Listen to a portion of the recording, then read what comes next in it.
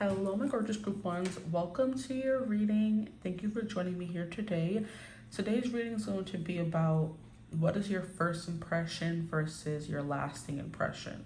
So how do people feel about you when they first meet you, and how they feel about you versus when they know you a little bit more, right? So that's what we're getting into. We have two different tarot decks for those two topics, and then two oracle decks, but let's get straight into it.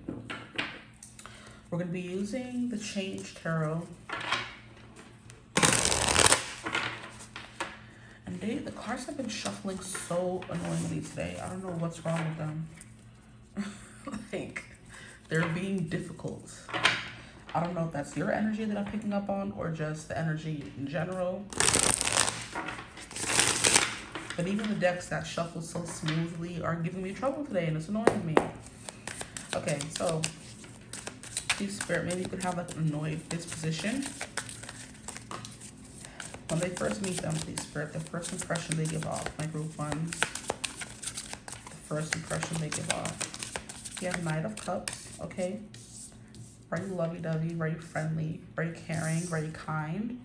We have the Emperor. Ooh, a benevolent king or queen, period. You're definitely someone who's in demand. People could like love to cater to you or ask you how you're doing, or like they flock to you, because the Emperor, the Knight of Cups is giving me, you're giving off this not hard to touch, but like just like in demand. I haven't seen the Emperor in this deck. I'm kind of like just mesmerized a little bit by him for a second.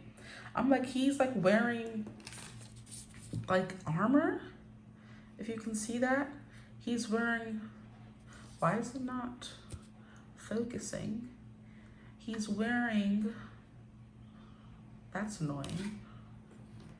He's wearing armor, if that's better, more towards his legs. That's not better because it's not working. So we're gonna move this down a little bit. So maybe you're someone who needs time to adjust to things, but let's see if this is better. Still nothing. That's so interesting. They can't focus, literally. So I'm like, I'm a little mesmerized by the Emperor in this deck here, because he usually doesn't really have like shiny, he's not usually wearing armor on his legs. So that's like something that is coming through. Maybe so if you could like be part bionic, so you have like bionic parts on your legs or something like that. But we have that coming through with the Emperor. Then we have the Knight of Cups. So it's like people flocking to you, catering to you, asking if you're okay. So you kind of come through with some authority or some power to you. Is the vibe that's coming in. When you walk into a room, people, your presence is felt. Maybe it's the style you wear, because he's wearing all black here. So that's kind of intimidating, right? But most of the people in this deck are just wearing black. But it's like you have this presence that people just want to know more about, be nice to, give gifts, with the Knight of Cups coming out. Then here we have the High Priestess. Wow, the Emperor and the High Priestess. Yeah, you're somebody important, someone they have to know, or someone they feel like they should know, you know? You could definitely be someone who's a little closed off, because we do have these two figures wearing black, okay? And the extra armor around his legs are like calling out to me for whatever reason. So I don't know, maybe you have nice legs, or your legs kind of mesmerize people. That could be something you hear a lot. But that's just something that's coming through here. And then her, if you're a guy mostly, because the Emperor is the male, right? Or a masculine energy, I should say. So you can have like nice thighs, really strong legs, and like when you walk into a room, especially when you're showing your legs, it's like, oh, who's that, right? And then we have the Knight of Cups here, which is someone who's very genial, someone who's very gentle, someone who's very kind, someone who's very loving. You are a supportive person. You like to give people their flowers while they're here. So that can make you someone who's very popular or friendly, okay? Then we have the High Priestess, so who you're someone who is like, I don't know, you could be like a spiritual person who's very in demand and very beloved. I'm getting like a very beloved character coming through here with the Knight of Cups. Like, you know, people kind of want to cater to you and things of that nature. But so far we have Aries energy, then we have Pisces, which I kind of feel like are literally the first and the last sign of the zodiac. So that's quite funny. They're complete opposites on the wheel, but they're also right next to each other. Yeah. So sometimes you come through as this intense energy, but there's like an inner knowingness under it, or a quietness, or a softness, or a reservation. You know what I mean? Like you kind of come through as someone who knows a lot of things, which is why you're so confident in your stature and how you move, you know? So you're coming through with someone who's very confident, very knowing, well-known could be a thing as well. Interesting. Anything else coming through for first impressions? Strong. You have some kind of pride to you. Your back is straight.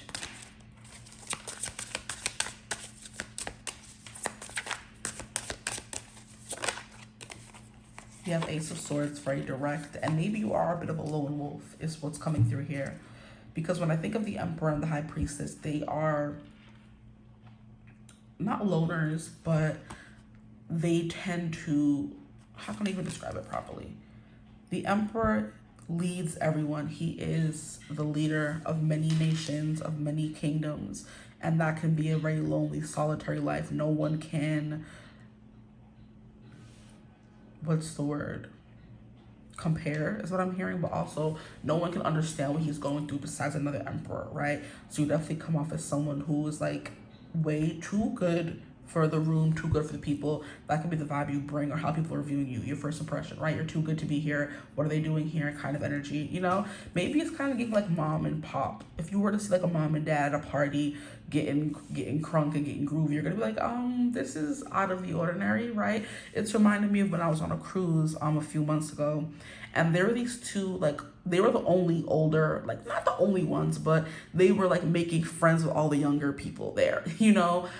They were still hip, they were still young, and while their kids were sleeping in their room, they were on the top deck every night, partying with young kids, dancing with the young kids. Like, what are we doing? They would say they don't want to go back to their room, and I'm like, y'all have kids, go to them children and go to sleep. They would stay up later than everyone else, just trying to like Jones in for a good time kind of energy. And I would just be like, I never would have, you know, figured that y'all two had 3 kids up in the room the way y'all acting out here right now. I can see that I had 3 kids is what's coming through here.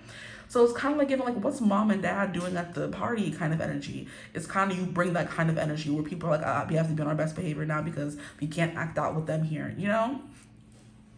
So not the life of the party you are, but you're very well respected at the very least, you know? Your soul is very well respected. Okay. But you are kind of giving solitary creature. The High Priestess prefers to be alone. And the Emperor is already kind of cast out of ordinary society because he's the Emperor. He's not just a regular, you know, person. There's like power to this person. There's kind of like a, I don't want to say wisdom. That's not the proper word. It's not even like, there's not even a word I can think of right now that kind of sums up what your energy is. It's like rare could be a word that could properly suffice. You're a rare character. You're someone that people don't see or meet every day, you know? But it's kind of like a quietness, a respect, a revereness, reserved, like, I don't know how to pronounce it. It's kind of like, how can I describe it? If you were to go to a museum to look at the Mona Lisa, it's kind of like a look, don't touch thing. And you're kind of like staring at it like, oh my gosh, there's so much history to this piece. It's centuries old. It's like, it's been around for a long time. We have to respect it and be quiet. And if we were to touch it, we have to put on gloves because it can't just be touched by regular people's hands, you know? Like, I guess reverence is the best word to describe it, but like you're a piece of art that has been around for 100 years and people are kind of like, what are they doing here? It's kind of like if the president, not our president right now, please, yuck. If the president or a queen or an emperor were to come literally, or even a priestess, because they're used to being solitary in their little cave, you know, praying and, you know, connecting with spirits. So it's kind of like, what are you doing here? Kind of out of place. Emperors are in their palaces, they're decreeing, they're making laws, they're, you know, changing things and building things and ruling over nations. If you were to see them at a club or at a bar, you're going to be asking, what are they doing here? To both these energies. So that's the best way I can describe how I'm feeling about this. Like, what are they doing here? Like, we didn't know like royalty was going to be here. We didn't know this person was coming, you know? There's quietness with kid gloves. It's giving library. It's giving museum. It's giving ancient artifact. I guess it's the best way I can describe the vibe that's coming through. Nobody's calling you old here. It's just there's an energy here of just like quiet confidence. You've been around the block. You know who you're about. You know what you're about. You know who you are, you know? And people kind of want to respect that. So your first impression is very much like, we have to show them love. We are not worthy kind of energy, you know, if that makes sense. So let's get some cards from here and see what's coming through. Please square up for my group ones. Five of Pentacles is literally this people, they don't feel worthy. Their first impression is, oh my gosh, like, can we even be here right now? I'm seeing 10-10 as I say that.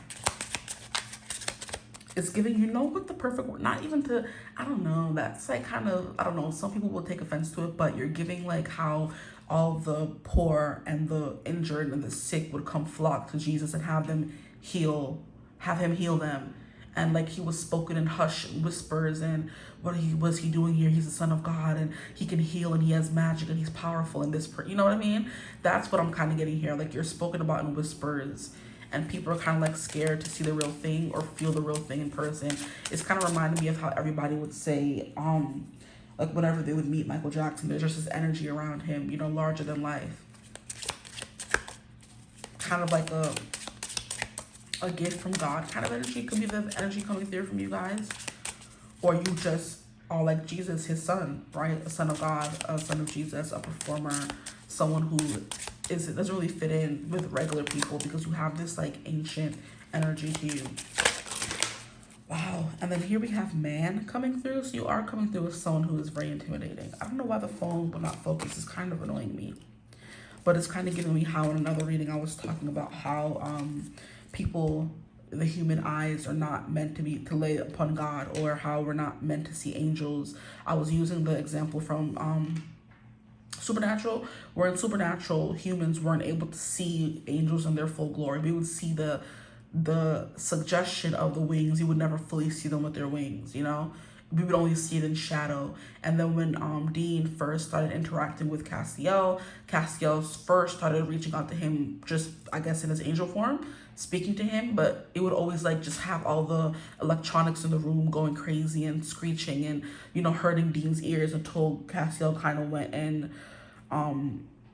possessed, I guess we can say, inhabited a human, and then we were able to see and touch and feel and talk to him. But it's kind of like you have this light around you that you can't fully feast your eyes upon God or something like that. Like that's how you're like coming through as your first impression. I don't know how else to explain it. Like, don't take offense, I'm not calling you God or anything, if for those of you who believe in that, because, you know, but it's kind of like giving that. And also, like, in one of the stories in the Bible, like, I don't know who was watching him, but he couldn't see him.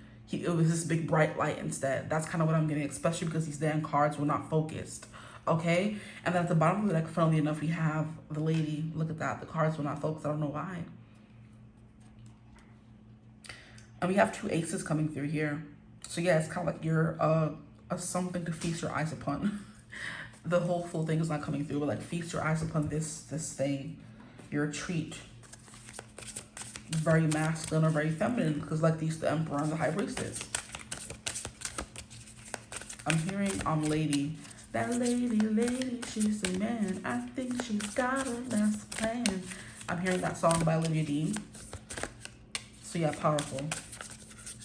You could definitely be a yearner, a hopeless romantic. Knight of Cups is that vibe. I'm just not getting how someone would deem you a hopeless romantic by just looking at you. So I'm kind of thinking that it's more people like see everyone around loves you and they want to know why they kind of love you. But you kind of have this, I wouldn't say easygoing, but just like comfortable nature. People want to be around you, right? And people who don't know you want to know why everyone loves you so much, you know? Yeah, but we have this girl here with a rose, you know, signifying love, romance, you know, softness, Aphrodite-like energy, which will make a lot of sense coming through here for you. Even though the Empress, I mean, not the Empress. The Empress is associated with Aphrodite. It's funny how I said that, but I meant to say even though the High Priestess isn't kind of associated with Aphrodite, she is also the divine feminine, or a divine feminine, and the Emperor is also a divine masculine. So it's kind of giving that someone who's very masculine if you're a masculine, someone who's very feminine if you're a feminine, and it's kind of like a feast to lay your eyes upon. Like they don't know where to look, where to not look. They want to see everything, you know. But yeah, we have this strong Martian energy coming through here. So for my men, you could be someone who's very like harsh, very masculine, very strong, or you're the perfect like mix of feminine and masculine, which is why it's like, wow, I've never kind of seen that mix before, where you hold this command over the room, but you're also this small little girl or this small little man, this short statured person, fun size, if you will. And people are like, this is the person you were telling me about, this larger than life person. People are like, yeah, that's them. And people are like, oh, okay, they look so unassuming maybe. not the, if you're a feminine is what's coming through. Masculines, you're getting the Emperor and this Mars guy. So you could be someone like really tall, really beefy, really muscular, really strong, right? Or maybe you are my strong man who like lean more feminine, but you're just strong for a man. So you have long hair, you wear the makeup, that kind of energy. And people are like, what? You're pretty, but also buff. You know what I mean?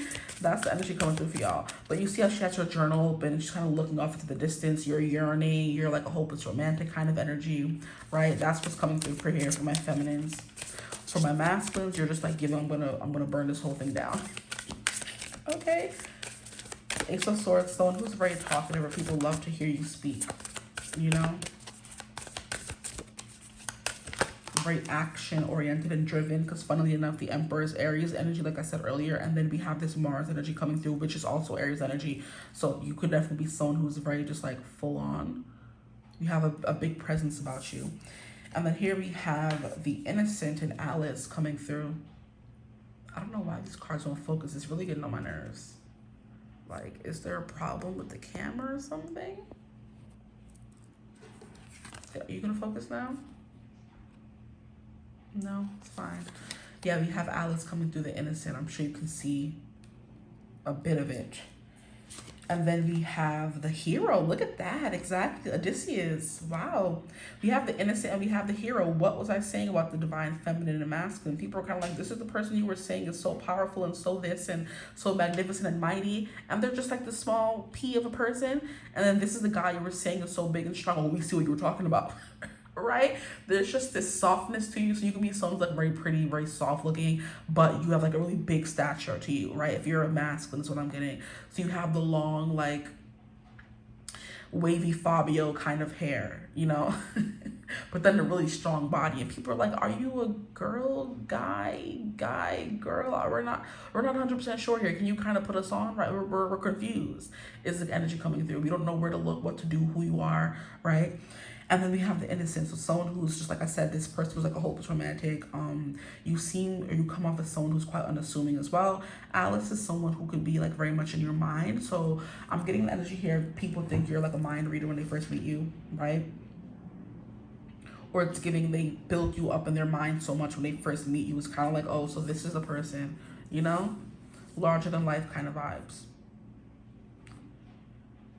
Maybe you're a little weird as well, because Alice was known for being in the land of weird, Wonderland. It's kind of like in your head. So there is something here about, yes, exactly. I'm also hearing, in my head, zombies. Zombies coming through by the Cranberries, I think is the name of the band. I think it's the Cranberries, yeah. So maybe you are someone who's like very like unusual looking. They have to look close to kind of understand is what's coming through here. You're like I said, a piece of art in a museum that people want to kind of decode when they first meet you. They're kind of like, I'm a little confused, or I have questions for whatever reason. It could be your appearance, your demeanor, what people say before they meet you kind of energy. They're kind of like, oh, so this is the person? Like, it's kind of like the other one to decode you. Like when you see a picture, and how does that make you feel in a museum or in an art gallery somewhere? That's always the first question people ask. Like, and then how does this piece of art make you feel? People are like very contemplative about you, or you come off as someone who's quite contemplative and deep feeling, you know? Yeah. You could like animals, but you are coming through as a warrior, the hero, the emperor. It's like, that's a thing. And knights are also quite chivalrous, so that would make a lot of sense as well. Okay, so your first impression is someone who's quite innocent. Maybe you're a bit of a loner. You don't talk to that many people. You keep to yourself, which is kind of why you're coming off to a mystery, or why you're kind of coming off as a mystery. You don't talk much, but everyone loves you, you know? You attract people easily, or people kind of like fall over themselves to make you comfortable. It's also the vibe that I'm getting. Reverence.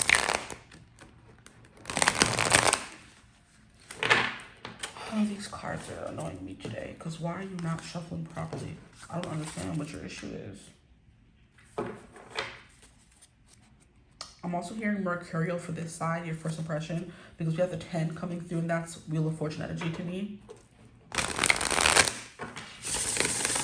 And it's making me think of like changeable, the wheel's always turning. So what is your lasting impression? That was your first impression. Now let's get into your lasting impression. How do people feel after they've known you for a bit? We have 8 of Pentacles, someone who's very hardworking. I'm hearing you're masterful at whatever it is that you do. Please, Spirit, can you continue clarifying the energy? What is their lasting impression? You're a true artist is what I just heard. Wow. High praise. You have the Knight of Pentacles, someone who's very diligent, very slow, very considering. You don't jump into things head first. You take your time with it. So you could like be slow walking, slow moving, slow to make decisions as well. What is your lasting impression, please, Spirit? Also like very hardworking or like about your money, about your bag. Because we have Pentacles coming through here.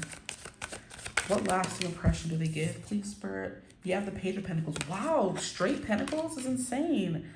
So you're giving Earth sign energy towards Virgo Capricorn. Steadfast, strong, dependable. Knight of Pentacles, Page of Pentacles, about your money, about your coins. You always have ideas. You could have multiple jobs. You're always planting new seeds. Yeah, you're full of ideas. You're not afraid to go after what you want as well, is what I'm hearing. And then we have the freaking Crown of Pentacles. Spare me. This is insane. All these Pentacles coming through is, yo. And then we have the Hierophant. So you're still carrying this spiritual energy over into this side when they get to know you more. They see you as like a helper. You could be someone who helps people build their careers, you build their life. The Knight of Pentacles is kind of giving me, the 8 of Pentacles I meant to say, is giving me someone who kind of has their life charted out in front of them. So it's kind of like giving me like a bit of destiny coming through in the reading as well. Like you're destined for great things is kind of what's coming through when they, you know, have a lasting impression, when they get to know you a little bit more. These can move up some more. Someone who's always chasing something. There's always a goal to be done. There's always something to work towards. You don't rest. Okay? Because so far, the only one we're missing is the Queen of Pentacles. And I would say she's the one Pentacle sign or archetype that's at rest. She's not always constantly overworking herself. So you're coming through with someone's a workaholic, guys. The lasting impression is you work too hard, you work too much, you do too much, you know, you overgive is what I'm hearing as well. And then at the bottom, we have the Knight of Cups coming through still. So we'll take that out. So you're still seen as someone who's a hopeless romantic, very giving, very free with your love. You're not someone who kind of holds back words of affirmation or your love from people. Like I said, if you're coming through as a hopeless romantic, you love love. So you're someone who's always chasing love, or you're always giving out love to people freely. People don't have to really earn love from you or praise or softness or ease, you know what I mean? This is actually quite beautiful. Okay. Hardworking, a master at your craft, masterful, Nine of Pentacles, patient, diligent, willing to wait however long it takes to get something. So you're putting in the time, you're like, what do people say? Putting in that work, right? Nothing is in life is ever handed to you. You're there every step of the way, doing everything yourself. So you could definitely be someone who's like self-made, or you're going to be self-made. When you, look how I said when you get famous, when you are like a household name, people can tell you, oh, this person worked every step of the way. They did every little thing themselves, from planting the seed, from carrying the seed, taking care of the seed, to becoming the master of their, you know, physical realm. Beautiful. To becoming this rich entrepreneur, to becoming this conglomerate, this CEO kind of energy. That's how the lasting impression you give. Someone who's going to leave a legacy based on your craft, your art. High Priestess is also Pisces, which is also 12th house energy, which is also kind of like creativity, arts, things like that, spirituality, you know what I mean? The mind could also be something coming through as well. You were known as someone who knew who you were, had a strong mind.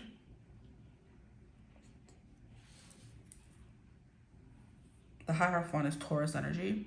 And we have this peacocks coming through. So someone who's like very prideful, or you should be proud of all the things you've accomplished. Just of the lasting impression. People are proud of you, the lasting impression. Oh, this is so sweet. I like this a lot, actually. The Knight of Cups also kind of giving me a playful energy to you. So when they first meet you, you're coming through as very playful, very loving. And then when they continue to meet you, you're still this loving energy. But when they first meet you, it's kind of like, you seem a little bit standoffish, leave me alone, I don't want to talk right now, I'm too busy for this. But then the more they get to know you, the more they realize it's because you have things you're here to accomplish. And out of anybody they've ever met in their life, you're the one accomplishing these things. That's the lasting impression. They're going to tell them, I was there every step of the way when they was doing this and that. Like, I saw them, they was hustling, they was grinding, they was going to school every day, rain or shine, right? Yeah, you're gonna have like an MTV featurette. You know how like back in the 2000s, early 2000s, I should say, because we're still in the 2000s. The early 2000s, the artists would have like an MTV behind the scenes or something like that. I'm trying to remember the exact word that it was. Um, re behind the scenes, backstage, whatever. But they would have like 50 Cent, Pink, the ones who've been through, they had a hard life and nothing came easy to them. They would like give you like a backstage pass to their life and how they got where they are. You're gonna be the kind of person that's gonna have the people like, I was there with them every step of the way. Like, it's kind of giving me how what's it called? I remember when 50 Cent had his, and I remember when they were talking about when he had gotten like, can I even say this word on YouTube? He had gotten pew-pewed like multiple times. He got even hit in the face and survived, right? You've been through so many things and you're still kicking, you're still moving, you're still hustling, right? It's the kind of energy coming through for you guys. Nothing is stopping you from getting to where you want to go. Very goal oriented. You're gonna be a success. It's like by any means necessary. Like nothing could stop you, especially because this Emperor energy is coming through here. So like I said, when people first meet you, they know you're someone to watch. They know you're gonna achieve great things. But then the more they get to know you, the more they get to see the genius behind the work, the method behind the madness. This is beautiful. Oh, I like this a lot. They get to see you grow older. They get to see you go from the page to the knight to this crone. The Hierophant is also an energy of tradition, so your stone is very traditional. You're doing things by the book. You're not like stiffing people or getting one over on people or screwing people over is the kind of energy coming through. Not at all. The Hierophant is also someone who actively helps people. You're going to become an elder, someone people can come to for advice. So it's kind of like giving the old retired investor who's investing in everyone's dreams. You're investing in the child. You're investing in the young adult. You're investing in someone your age. It doesn't matter. You're giving like a shark on Shark Tank. How they kind of made their business and now they're giving their business know-how to everyone else, right? So you're gonna be known, or you are known, lasting impression as someone people can come to for help. You're the Hierophant and the High Priestess. But when they first meet you, there's like an air of mystery to you. When they get to know you more, they see how helpful you actually are, how much of a success story you're actually gonna be. Okay, this is nice. I like this a lot. Okay, a lasting impression, please, Spirit, for my group ones. The lasting impression. Wow, look at this. I don't even know what this is, but what was I talking about when I was talking about Jesus? If this would freaking like focus, you would see he's in the cross back there. I'm definitely gonna have to read about that. We have the cross coming through. We have, is this the birch something? You don't play, you're very strict. You run a strict program. Then here we have the birds. And this is talking about people talking about you. There's like a lot of like mania around you. Like people want to know, and there's whispers. And yeah, so the lasting impression is you're someone to watch. Because you're going to be on the rise. You know how when artists first come out, like I think, is it Vivo, people to watch, artists to watch or something, they kind of like release a little snippet of the artist like singing a song or two to tell you or show you their talent and say, this is the artist to watch. They're going to be the ones that they're going to be big, right? Okay, that's beautiful though. Let's get into this energy coming through with this, whatever that is, across. So you're definitely someone who don't play, very no nonsense. Kind of like a miracle worker is kind of what I'm getting as well. The Hierophant is someone who's very well versed in all things spiritual. So like I said, you're building a spiritual practice, or all the lessons you've learned in life thus far are getting you to this point. But everything you've done, you've learned yourself, you've taught yourself. You know, you could be someone who's like self-taught as well. But your lease in life or your mission is to take care of the public with the Hierophant coming through here. A public figure, exactly. Yeah. Okay. I'm getting hype. I like this a lot, really. I keep people like you a lot. It's the vibe is coming through as well. You leave like really good impressions. People can leave really good reviews. So it's the cross, makes sense. It says, I am the bringer of grief, sadness, burdens, and ordeals. Pain, suffering, and guilt is the area of my expertise. So it says the cross in the Lenormand is a symbol of the state of suffering, universal and unavoidable. It is the state of carrying the burden of others who are not accountable for their actions, the cross we have to bear. This card is the calling card of taking responsibility despite the cost. On a positive note, with this, redemption may come dependent on surrounding cards. Wow, yeah. So you have a lot of responsibility on your shoulders, a lot of crosses to bears coming through as well. Let's see what 11 is saying for you.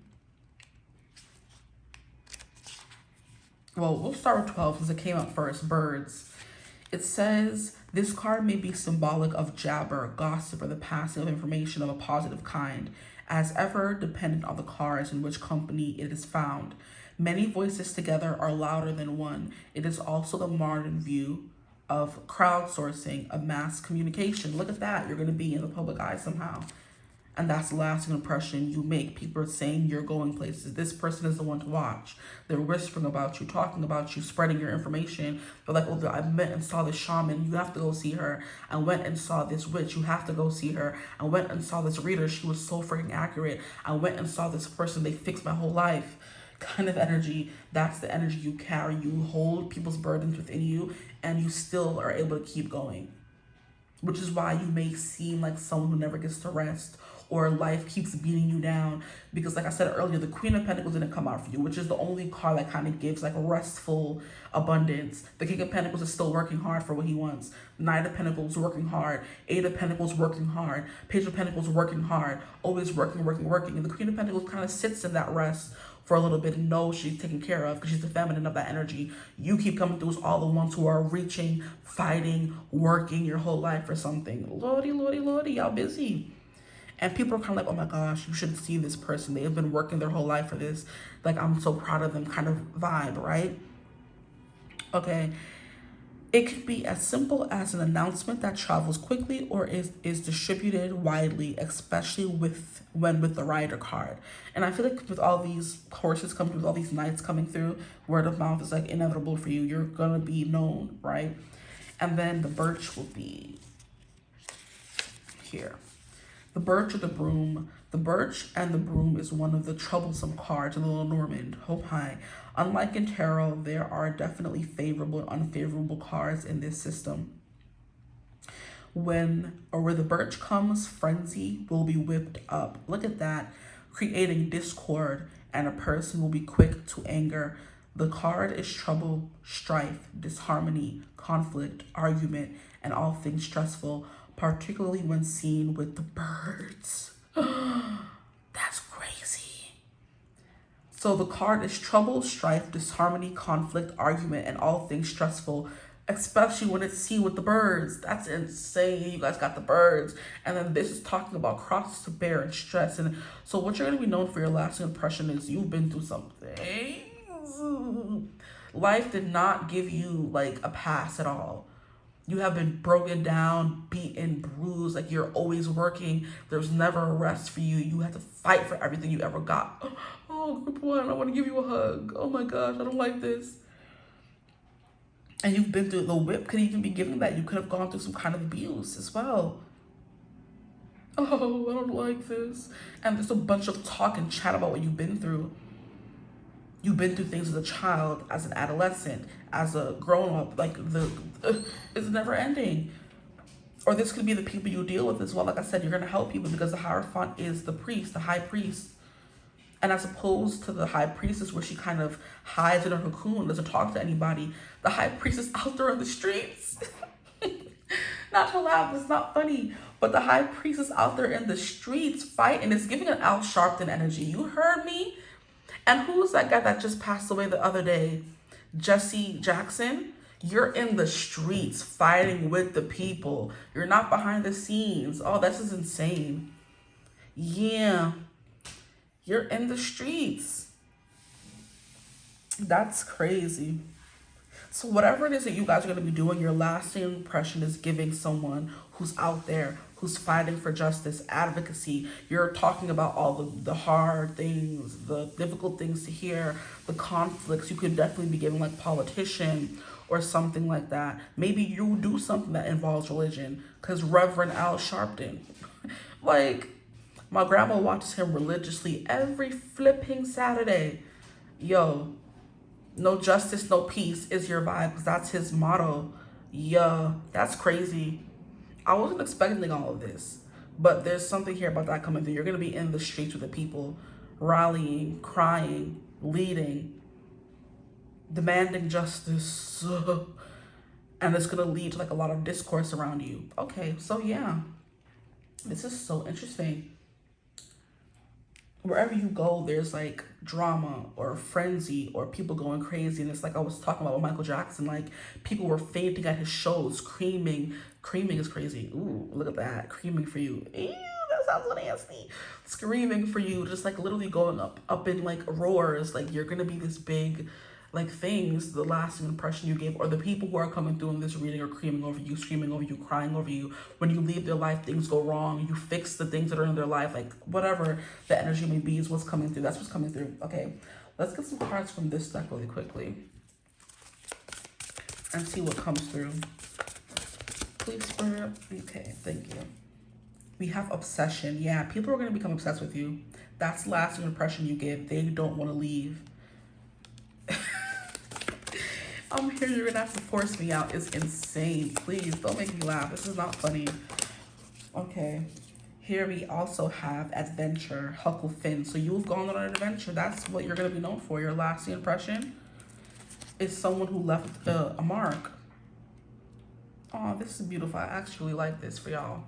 And the last card we have here is the Warrior. Look at that coming through again. Frederick Douglass, and I've never gotten this man in the deck. And as soon as we're talking about like advocacy and people who are like fighting for people's rights and to be treated equally in justice, we have him, the Warrior, literally with the hero. This is nice. So basically your first impression is still quite similar to what your lasting impression is, but they just know a lot more about you in the lasting impression. They understand more than I just heard. They understand. Wow. But yeah, we have Frederick Douglass.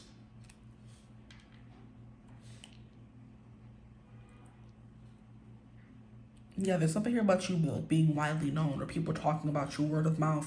Like I said, you're going to be the people's favorite YouTube content creator or people's favorite politician or their favorite lawyer kind of energy. You're also kind of giving me a little bit of like Mom Donnie energy of how people love him because he's so relatable and he's still young and he's still hip, but he's had to go through things just like everybody else. And that's what make you relatable, why people trust you, because you've gone through things. People still see you fighting and they're kind of like, if you can go through everything you've gone through and still get up every day and fight for people and love and life and justice, I can do the same. So you're kind of like an inspiration. Okay, I do want to read for Frederick Douglass. I haven't read for him. I've never gotten him yet. So he's 9. So Frederick Douglass, a warrior of truth, look, transcends the chains of physical bondage to claim the freedom of the soul. His life is a testament to the sacred fire of justice, igniting the hearts of those who seek liberation. His journey speaks to the warrior within, calling each of us to rise in the face of oppression and stand firm in the light of righteousness. The quote says, "I would keep the merciless slaveholder profoundly ignorant of the means of flight adopted by the slave. I would leave him to imagine himself surrounded by myriads of invisible tormentors, ever ready to snatch from his infernal grip his trembling prey." Ooh, so a poet, a speaker. You're meant to use your voice because we have this Ace of Swords coming through over here for your first impression. So whatever you say, whatever you speak, it holds power, it holds weight. Wow. I do want to read about the Huckleberry Finn too, because I think I read from him yesterday, and I flipped right to Justice too. You can see even though it's blurry. We have Huckleberry Finn. Huckleberry's journey down the river is an adventure of freedom. So justice, truth, freedom, wow. Where the untamed landscape reflects his inner quest to escape the confines of society. With Jim as his companion, Huck's path leads him towards self-discovery as he learns the meaning of loyalty, friendship, and the courage to follow his heart. The river becomes a symbol of the soul's flow towards truth. Yeah. And I love how we have the innocent over here coming through as well. So like I said, you just become a more seasoned, a more ancient version of what's coming up through over here. Even though it was already coming through over here, it's more, not see-through, it's more, they understand you more the more they get to know you. It's basically what's coming through here. You're coming through as this enigma over here. Over here, coming through as someone who's more understood. And people can understand why you've done the things you've done, why you do the things you do, you know? But that was, wow, that was really powerful reading, guys. I hope it resonated in some kind of way. Thank you for joining me here. We have the innocent go on adventures to learn more about your mind. People still want to know about you. They're innocent to your plights and what you've gone through. They see you as this hero, but the more they learn about you, they see you as this warrior. Make me cry. I'm getting emotional. I don't like this. I love it though. Yeah, you're obsessed with a certain outcome, which is why, like I said, you never get any rest. You never stop fighting. Because if you stop fighting, it's kind of like you would have to be dead, essentially. Anyway, I'm going to leave the reading right there. I hope it resonated. If it did, feel free to like, comment, and subscribe. Join the tribe. We'd love to have you. If you would ever want to book a personal reading with me, you could always do so using my email in the description box below. But I do hope you're having a beautiful, wonderful day. If you want to join memberships, you could always do that using the link in the description box right above the timestamps as well. Hype the video, all that good stuff. Comment down below, like I said, how it resonated, if it did. And as always, I will see you gorgeous people in the next one. Bye. Hello, my gorgeous group 2s. Welcome to your reading. Thank you for joining me here today. So today's reading is going to be a little versus battle, right? So we're going to be getting into what first impression do you give off versus your lasting impression. So when people first meet you, what vibe do they get from you versus after they've known you for a little bit, okay? And when you leave their life or you're still in their life, however that goes or plays out in the reading, we'll get into it, okay? But we have 2 different tarot decks. We're starting off with the first impression you give off, then we're going to move into the lasting impression. And as we're going along, we're going to compare the 2.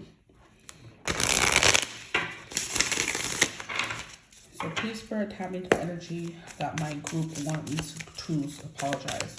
Some of you feel called to group 1. What first impression do group 2 give off? What first impression? Well, we have the sun. You're a ray of sunshine. I've got sunshine on a cloudy day. And then we have the lovers. Yes. When it's cold outside, you stand out. I've got the month of May. So even when it's winter and it's cold and it's drab outside, you kind of bring the color. So you could be someone who's very colorful. You like to wear colorful clothes, accessories, makeup. I'm hearing eyeshadow. You love your blush is what's coming through as well. It's kind of like you look like a painting or a portrait, right?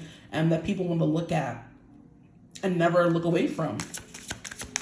So you have like a very bright, warm, sunny first impression or disposition, okay? When people first meet you, they're kind of like, okay, this is quite a character we have here, okay? With the sun, we have Leo, so you naturally stand out. You are naturally an entertainer. You entertain people. You kind of capture their attention. You don't really release it. You could be someone who's quite dramatic. You're full of heart. You know what I mean? You're just giving me, like, how can I even describe it in a way that this doesn't sound offensive? So for my gays that's watching, this is not a slur or anything to offend you. But basically, you know the gay friend who's just loud, very fashionable, like just with the ish makeup always slayed, like he can dress like very extravagant, like just a character. Like we all know that one gay person in our life that's just like full of life, you know? That's the kind of energy you guys are giving me, okay? And it's kind of like drag queen as well energy, right? The full face of makeup, the big hair, the boobs pushed to the heavens, like something about you just like ba-bam, it's in your face, okay? So it could be giving model, runway, star, famous kind of energy. Movie star, okay? I'm hearing some of you have like a loud laugh. Like I was, you know, thank you group 2. Because honestly, I didn't want to sit down and finish a reading. Like I started the reading when I was on my lunch break, right? And then blah, blah, blah. Work is over and I came back to where I was filming and I'm like, I don't even want to finish this reading right now. But now that I'm in your energy, I'm like, okay, yeah, I can get into this. So you're definitely someone who kind of washes all the worries and the woes away. You're definitely an entertainer. People go to you for entertainment or to not be bored anymore. Kind of you bring the light, you bring the fun, you bring the party kind of thing. You could be someone who is loud or your energy is just very vibrant if you don't resonate as any of these physical markers that are coming through. You have Queen of Wands. Yep. You're born to shine, born to stand out. I'm hearing a star is born, okay? A performer is the vibe coming through. When I said a star is born, it made me think of the movie with Bradley Cooper and Lady Gaga, and how when he first meets her, she is like a showgirl, you know, and she's singing and performing on stage. So it's kind of giving that. Look at the little squirrel outside. Hi, squirrel. So little. Aw, so cute. Look, that squirrel just distracted me. I'm trying to do a reading and here the squirrel go. Please. You have the Empress. Wow, you're freaking gorgeous. Okay, you're a stunner. You are stunning, darling. Stunning. Queen of Wands and the Empress. Wow. That's what people think of when they think of you. Wow. First impression. And the Magician. Who the heck are you? And the Wheel of Fortune. Are you serious right now? And then we have the Nine of Cups. This is insanity. For your first impression, yo, draws on the floor. Oh my gosh. I meant to say jaws on the floor. Draws on the floor is insidious. It is crazy. Insanity. They said, oh, you talking about these little things? Oh, they can get dropped right now. This right here is a panty dropper. That's your first impression. Jeez Louise. Who are you? You guys can have like Leo placements or Taurus or Libra placements. Sun, Moon, Rising, okay? Because you're stunning, darling, stunning. We have Taurus, Libra coming through with the Empress. Queen of Wands is Leo. Lovers is Gemini. And the Sun is Leo again. So it's funny how I named all those placements and didn't really take into consideration that they're really here. But I'm saying Taurus and Libra because you're a showstopper. You're someone who's very beautiful. And those two signs are ruled by Venus. And then we have Leo, which is kind of like the Sun, right? And then we have Gemini coming through here. And Gemini is like someone who's very funny, someone who's very loud, someone has like a lot to say. You're going to bring the mood up. Okay, so your first impression is, wow, you're funny, you're beautiful, you're gorgeous, full package vibes, right? A wish come true is what the Nine of Cups means. You're definitely someone who's quite satisfied with your life. You could come through with someone who's quite successful, someone who's quite bossy, someone who's quite comfortable being in their divine feminine, their siren energy, come hither energy. You dress how you want to dress. You don't care what people are telling you can and can't wear. It's also a vibe coming through here. Wow. This right here is a panty dropper. Yeah. I feel like I'm hearing specifically how, I feel like I was watching a video years ago on TikTok. At this point, I've been on TikTok for a little minute. This person was saying how almost all the celebrities with Leo risings are just like, there's always some kind of controversy around them. There's always some chatter. There's always some talking. For example, two that I could think of right off the bat are two of the most successful like artists of this generation, Chris Brown and Drake. And they're both Leo risings, and they just kind of get lusted after. People want them physically, you know, people just gravitate towards them and like them. They're very likable people. I don't know about Chris Brown, but hey, he's also a Taurus. So Taurus and Leo rising is insanity. And then Drake is also a Scorpio, and then he's a Scorpio sun with Leo rising. It's crazy. You know what I mean? So like just magnetic and intense is definitely a vibe coming through. Whew, wow. Wheel of Fortune, you have this gravitational pull to you. Fixed energy is kind of like a fixture in people's lives on their screen. So you could kind of be giving, whether you are a celebrity or not, you're giving someone who could be when you have that celebrity status in your life, you know? People treat you right, pretty privilege is definitely a thing, but you're a stunner, show-stopping, okay? It's funny because earlier this morning I was having a conversation with my aunt and we were talking about how my little cousin just naturally attracts attention, and wherever she goes, everyone is like calling her beautiful and they want to be her friend, and she's like so warm. And I'm like, you don't like, well, my aunt really isn't into astrology the way I am. Me and my sister and our mom was, so it's understandable. But when my cousin was born, my aunt had this big poster made of when she was born, like important dates, like a bunch of different stuff when she was born. So I like snuck in her room one day, right? And got the time she was born. And then I kind of did my cousin's chart. And I'm like, well, it makes sense because she's a Leo moon. You know what I mean? She's someone who makes people feel comfortable. They feel like radiant when they're around her. So just being around her make people feel important, especially if she is someone who's a very important person, VIP kind of energy. And then I said Leo in any of those placements make people want to, you know, praise you. You're like bathed in light. You're the most important facets of who you are bathed in light, with the sun for Leo and Venus for Libra and Taurus. And then Gemini, you just have the gift of gab. You know, people want to hear what you have to say. You can be someone who's good with your voice because Taurus is coming through and they rule over the voice, right?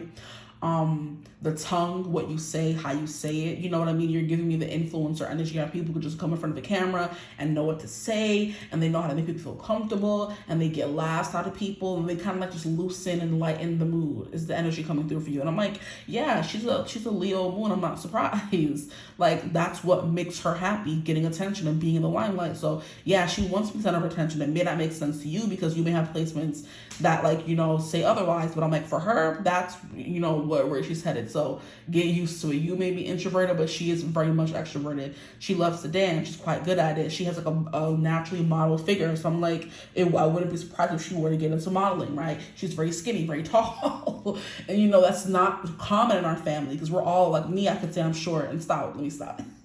But yeah, I'm not tallest and I'm very round. You know, she's tall and slender. And no one else in our family is tall or slender, right?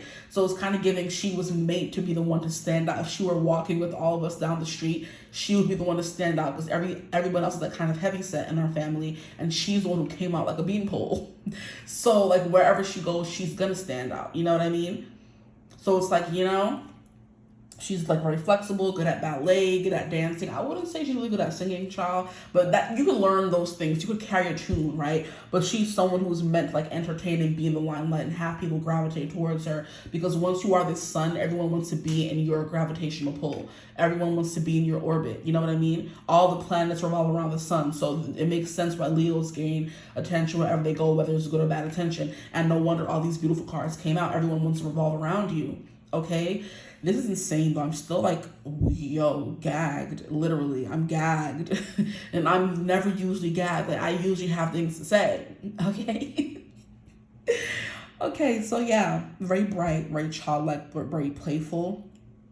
Lots of colors, lots of loudness, lots of musicality, lots of you're good at dancing. Queen of Wands, someone who's very bossy, you demand attention, whether you actually demand it or people just give it to you of their own free will, right? You have the Empress, you just naturally attract things to you, like opportunities, money, praise, you know? Then we have the Magician, you get whatever you want kind of energy. So it's kind of like life was literally made for you. Like it was made in your favor. It was made in your likeness is what I'm hearing as well. So people collect the likeness of you. They want to take pictures of you. They should tell you that you model, or you just get that a lot, right? Just natural beauty. You don't have to try hard at all, which is insane. Like, period. And Wheel of Fortune is like a fixed energy. This is a fixed energy in everyone's life. And the two of the signs that I mentioned, Taurus and Leo, are fixed signs. Fate and destiny could also mean people think they were meant to meet you for a reason. With the Lovers coming through here, they're immediately in love. Okay, it's kind of like if I had a twin, I would still choose you. Funnily enough, because that's the freaking Gemini card, which is hilarious, and that's a Drake song. And we were talking about Drake. He just has this likability to him. And the people who like know him, like know enough about him, don't like him. But when you just see his life from the outside in, you hear his songs, he just gives very likable character with the air of mystery. You want to know more about them. So that's kind of what's coming through here for you. Like an air of we love this person. They're very funny. They entertain us. They look great. They're like a fixture that we would just place in our house like a Mona Lisa. Funny because I was saying you guys could be called a group one, and she was kind of coming through for group one as well. But group one was giving a different first impression vibe than you are. Theirs was more like, oh my gosh, like we have to praise this and respect this person, or else we're gonna get in trouble, or they have too much power. You know, they could like destroy our lives kind of energy. You're giving more so this person's just like a celebrity status vibe. It's different, but also kind of the same. So I would understand if you were also called a group one, because like I said, I was also gagged for them. I was like speechless. The camera wouldn't even like focus on certain cards, because when they're around it's hard to focus, but not too much on group one. Group two is the energy coming through here where you're very feminine. Theirs energy was giving more feminine, like a perfect balance of feminine and masculine. You're like pure feminine so far with this card here. Even though the Sun is more masculine, the Magician I would say is like both. You know, I'm getting what is that androgyny is what's coming through. Androgynous with the Magician, because he's kind of like that going back and forth energy. So like I was saying in group one, some of you could be from group one for real, because there was a vibe of a man who looks very pretty with long hair, but his body is giving man. So people are like confused as to whether they should say he's pretty or handsome or whatever. You know what I mean? Because everything on him is so luscious. Like there's those men who are just like beautiful, and then you just see them and they're stacked and they're cut. And you're kind of like, are you a guy or are you a girl? Right? And when I say that, I think of, I'm hearing Felix from Stray Kids. How you know he's a man, but he has longer hair. He's very much giving baby girl. And then he has this freaking deep rasp voice. So it's like, which one are you? Are you like a man or are you a female? Because you're looking so cutesy, baby girly. And then you talk and it's like deep voice. If you know Felix from Stray Kids. Is giving that. And even here we do have some kind of dichotomy between masculine and feminine, because we have a female coming through and a man coming through. Yeah, some of you could have really long hair, but it's like there's something here about your makeup, the way you look, physical, that kind of punches people in the gut when they first meet you. It's kind of like, oh wow, this person's gorgeous. Will they tell it to your face? Maybe some people will, some people won't, but it's just giving they're stunned by your beauty. Okay? And they think that you're someone who's of value. Oh, why am I stuttering? Please. You're someone of value. Okay, you can be a little bit of a jokester as well, because we have Gemini coming through again. We also have Virgo coming through with the Magician. I forgot to say that. We have Virgo coming through with the Magician and Gemini coming through again. So funny, banter, gift of gab, communication, making people feel comfortable, setting them at ease. You know what I mean? I do believe you guys lean more into your feminine, whether you're a man or a woman or a feminine or masculine watching. You lean more towards your feminine in this group here if you chose group 2. Okay? But the Magician is someone who's very powerful, who can shift people's perception of them. So you're very good at convincing people to see what you want them to see. Yo, you're giving me the wizard from Wizard of Oz. How he was like, he got away with it for so long, child. People thought he was really magic. And it was going on for like, I think decades at that point. And he had them thinking he really had magic, but it was just because he was good at tinkering and making things and making these like big crazy inventions. And he was like, he had this circus background, and circus like putting on this big show. Exactly. Yeah. So you could like attention. Okay. Anything else? We have the Well. Yeah, there's no like, people can't go deep enough. They want to know more. They want to be more around you even more. It's like, how deep does this run? With the Wheel of Fortune, we have fixed signs. I already said Taurus and Leo. We also have Scorpio, which is funny because I mentioned that for Drake, and Aquarius. And that you naturally stand out as well, because Aquarius is a star card. You could have, some of you could have Black Cat energy, where you are a little standoffish, but you're still pretty enough to get away with it for being a little bit of a bitch sometimes. And then here we have, I think this is either Justice or the actual Sun. You see how the cards are actually focusing for you guys. It was pissing me off that they weren't. And then we have a little puppy dog, so cute. It was pissing me off that they weren't focusing for group 1. But I think it had something to do with the reading, so I didn't really stress it too much. When the cards were placed like this, you can see it, but when I was bringing it up too close, it was like not focusing. So that could definitely have been a thing. When people get too close, they lose the plot with group 1. With you guys, it's kind of like what you see is what you get.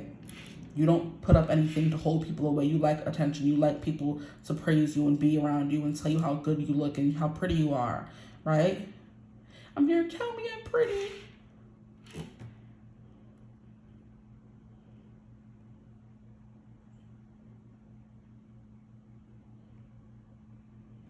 Okay. So let us read. Well, the Sun, like I said, is giving just a shining light. The Well is someone who's very creative. Yeah, you're definitely giving me my singers, dancers, performers, theater kids, makeup, MUAs kind of energy. And then here we have this dog. So you're giving very cutesy, like I was saying, and the squirrel's out the window. And whenever the squirrel shows up, it's definitely giving cute, chubby cheeks, or you're just someone who's like very cute or cutesy. Okay, 41, the Well. I mean, I think you don't gotta really get too deep. You're someone who's quite deep. And people want to get deep up in them desserts. And stop. I'm getting distracted. Look at that. You can distract people. You have sex appeal for sure. Group one have that in a different way. Everyone has sex appeal, honestly, but it was coming through in a different way for them. It was more so like a drill sergeant, tell me what to do, like call me daddy kind of energy. You know what I mean? Like boss me around, like slap me up a little bit, discipline me. It was their thing. Your thing is like maybe you want to do the discipline. You want to be disciplined instead of you do the disciplining. You know. Really big switch vibes coming through here for you guys, but more so maybe like subby energy.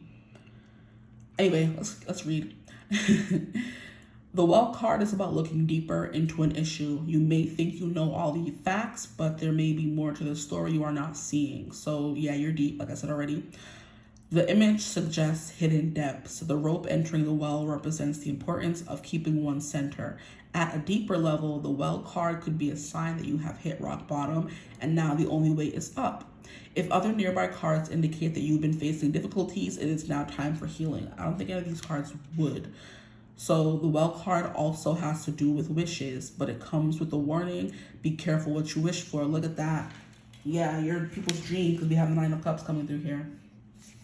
I'm hearing that song from Mamma Mia. I had a dream, a song to sing, to help me cope with anything. I have a dream. I don't understand what the bleeping problem is. Even if it fails, I believe in angels. Something good in everything I am. I believe in angels. Anyway.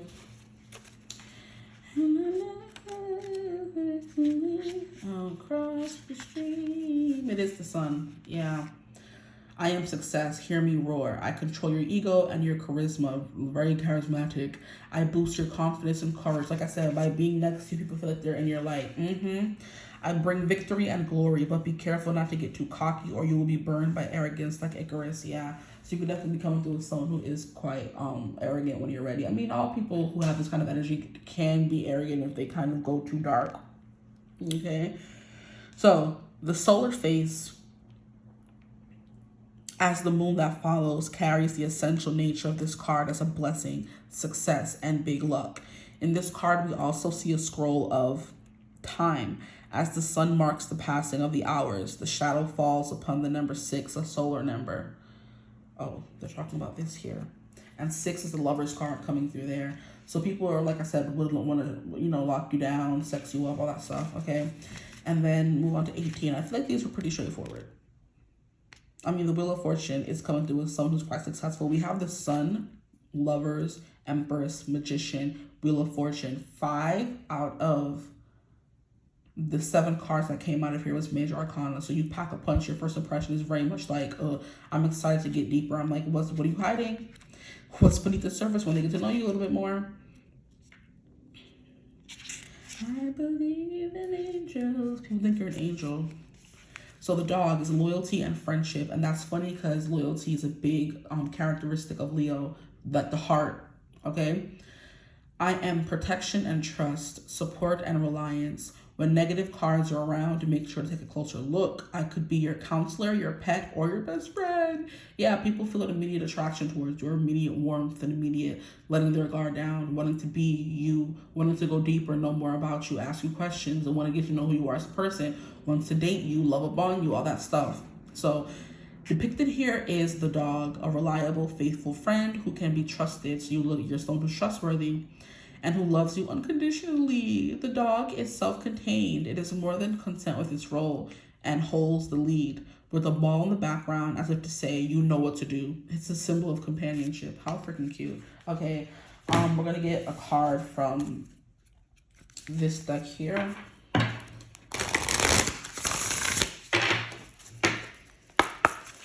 Okay, please, Spirit, what first impression do they give off? Can't be missed, like a blaring sign, blaring obvious. Captain Obvious is what I just heard as well.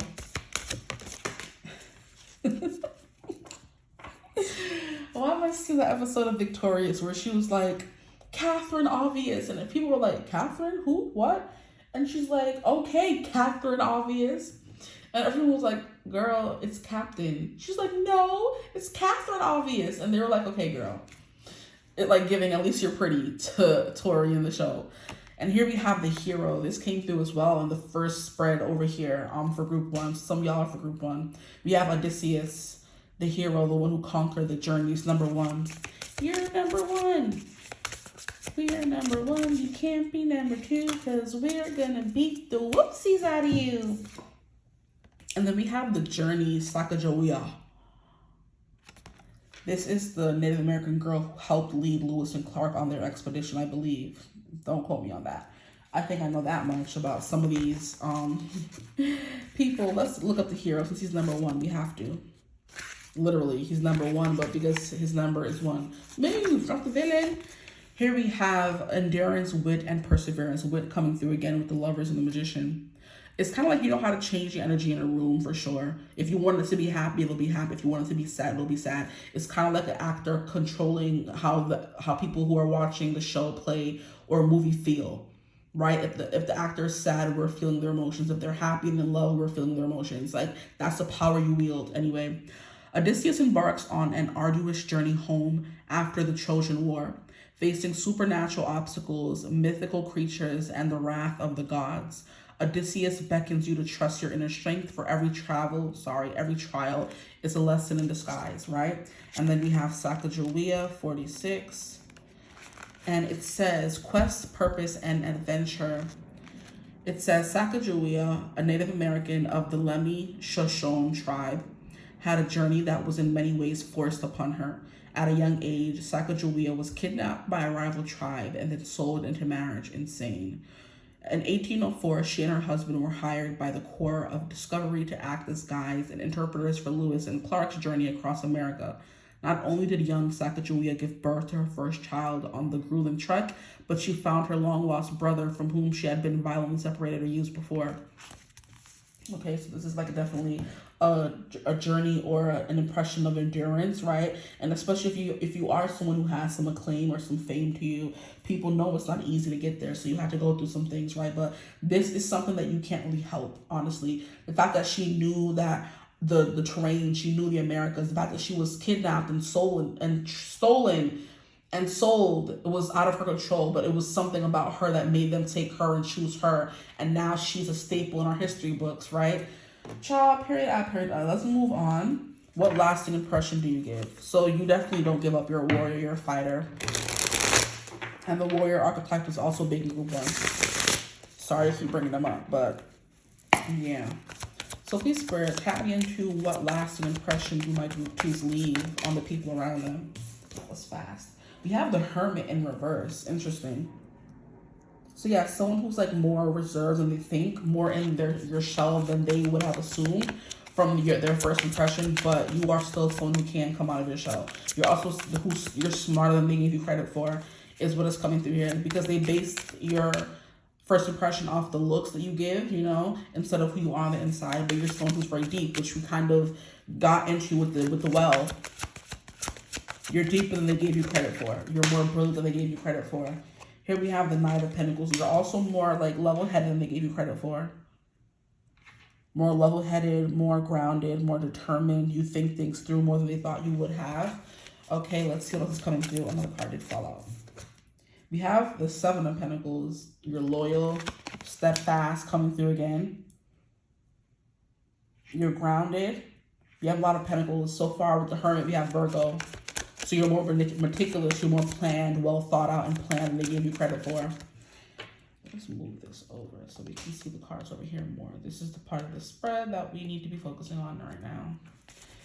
Okay, please, for my group 2s, what lasting impression do they give? I love the way these cards shuffle. I miss them. I haven't used them in a minute. What lasting impression? Grounded, stable, loyal. We have Crown of Pentacles. Wow, the same energy as group 1. Like just a bunch of earth signs coming out on this side. And then we have the Emperor. You're stronger, you're more fierce, more protective, more bold than they gave you credit for as well, is what I'm hearing. Like I said, they give you credit because they know it takes a long time. You have 10 of Swords in reverse, overcoming lots of obstacles and you're in it for the long run. You're in it for the long game. You're playing the long game is something that they realize when they get to know you a little bit more, that you're playing the long game. You're not doing this for fun. You're not doing this for sport. This is like, you does this. I do want to move this card over so we can bring these cards over a little bit more. And it would be the Empress you have to move over. Okay. Just so you can see all the cards. Look at that. You have to push aside what they were thinking of you when they first met you to kind of bring in who you really are and the lasting impression you give. I'm trying to remember the word I'm thinking of, like with the seven of Pentacles, the Nine of Pentacles, the specific word that's coming through. Diligent, yeah. Ambitious, yeah, but that's not the word I'm looking for. Dedicated, there it is. That's the word I was looking for. You're more dedicated than they gave you credit for. Dedicated to your craft, dedicated to what you love, dedicated to the people you love as well. Just moving it over so you can kind of still see over here too. You know, your beauty and brains. You're delicate and also very like rough and gruff and around the edges. You hold a lot in, but when it comes time to pop off, you will do so with the Emperor card coming through here. Ten of Swords, someone who had to come back from disaster. You could be a good mother as well if you have kids. You're someone who wants to have kids. You want a stable family unit. And that's not something they would have expected from you when they just see you as like a pretty face, right? They just see you as like a vessel. They see you as an entertainer. They need to learn to see you as a person, which is what they kind of see more of when we get over here. They see you as this larger than life thing, you know? A theory is what I'm getting as well. Or a story that they've heard about from other people.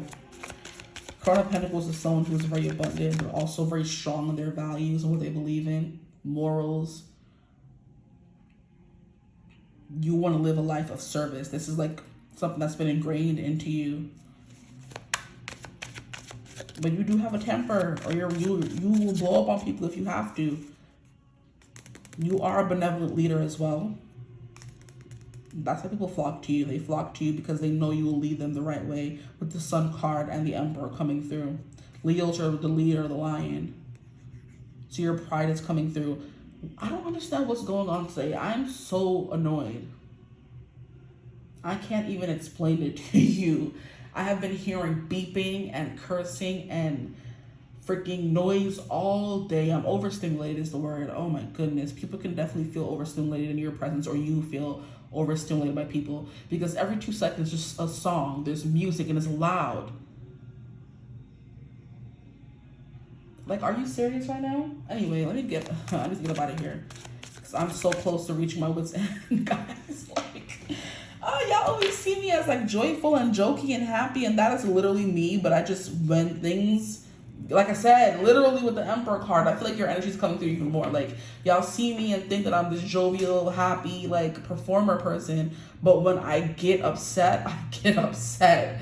Like, and that's what they learn, the lasting impression. You're not like a pushover. Ooh, let me ignore the music. It's not there, you can't hear it. Okay, you see how it's louder?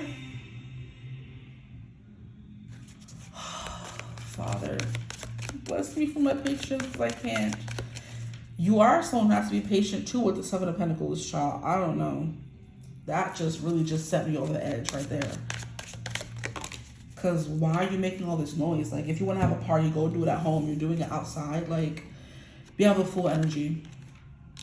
So you're someone who never gives up, who never stops learning, who never stops seeking adventure, who never stops seeing the good in people and the good in life. And then we have her chasing the sun as well. Look at how I was talking about, this is the kind of stuff you wear. This is the kind of stuff you wear. I feel like this deck more describes your first impression than this deck over here, because this one is full of color and vibrancy, and this is how people see you. Okay, very bonita is what I'm hearing. We have Two of Swords, and then we have Eight of Wands. You could definitely be someone who likes to move. You're full of action. Like I'm all the way at the back of the office and you're still hearing beeping. It's just insanity what goes on over here. I'm surprised I still keep my temper cool. Okay, yeah. You're someone who has put a lot of work into that. You could have been someone who used to have anger issues, and that's something they learn when they get to know you. And it's kind of like you're very full on. The first thing you think of is what you want to say, but you may not say it because you've learned to have like some kind of filter on you. You could love animals because I see the dog coming through the Hermit card there, and I think animals were coming through over here. We had a dog. Yeah, someone's very loyal. But here we have the Two of Swords. I'm trying to figure out why that's here. You trust your gut. You follow divine cues. The Fool is someone who likes starting over. You get bored easily is what's the lasting impression. Like they get to see a little bit more of the restlessness that goes into who you are and how you became who you were. The more the lasting impression, you know, grows on them is what I'm hearing. The more they get to know you, the more they understand that it takes more than just you wake up every day, throw on whatever and leave the house. No, you put a lot of work into who you are, what you do, the people you surround yourself with, the home you build, right? Everything is not as effortless and easy as, you know, you may make it seem. You could love patterns. You could love flowers, polka dots, stripes, weird glasses, dyeing your hair different colors. So people just kind of see you and see a spectacle when they first meet you, but they learn more about the person you are on the inside and what it took to become you when they get a lasting impression of who you are. You want to feed the earth. You care about hunger and world hunger. You care about stuff like that. You care about personal evolution, taking care of yourself and learning more about who you are and becoming a better you every day, putting good food into your body. You know, you care about your projects. You care about your pets, your family. You know what I mean? You're way more spiritual than they give you credit for based on one look. They kind of just think of you as, like I said, an object or something, an entertainer, you know, something to entertain them and do for them and give to them. But then they really realize who you are over here, the more they learn who you are. You are someone who's genuinely happy, but it may surprise them just the amount of things you've gone through and you still manage to have a smile on your face, right? Oh boy. My eyes are kind of tired. That could be something coming through for you guys.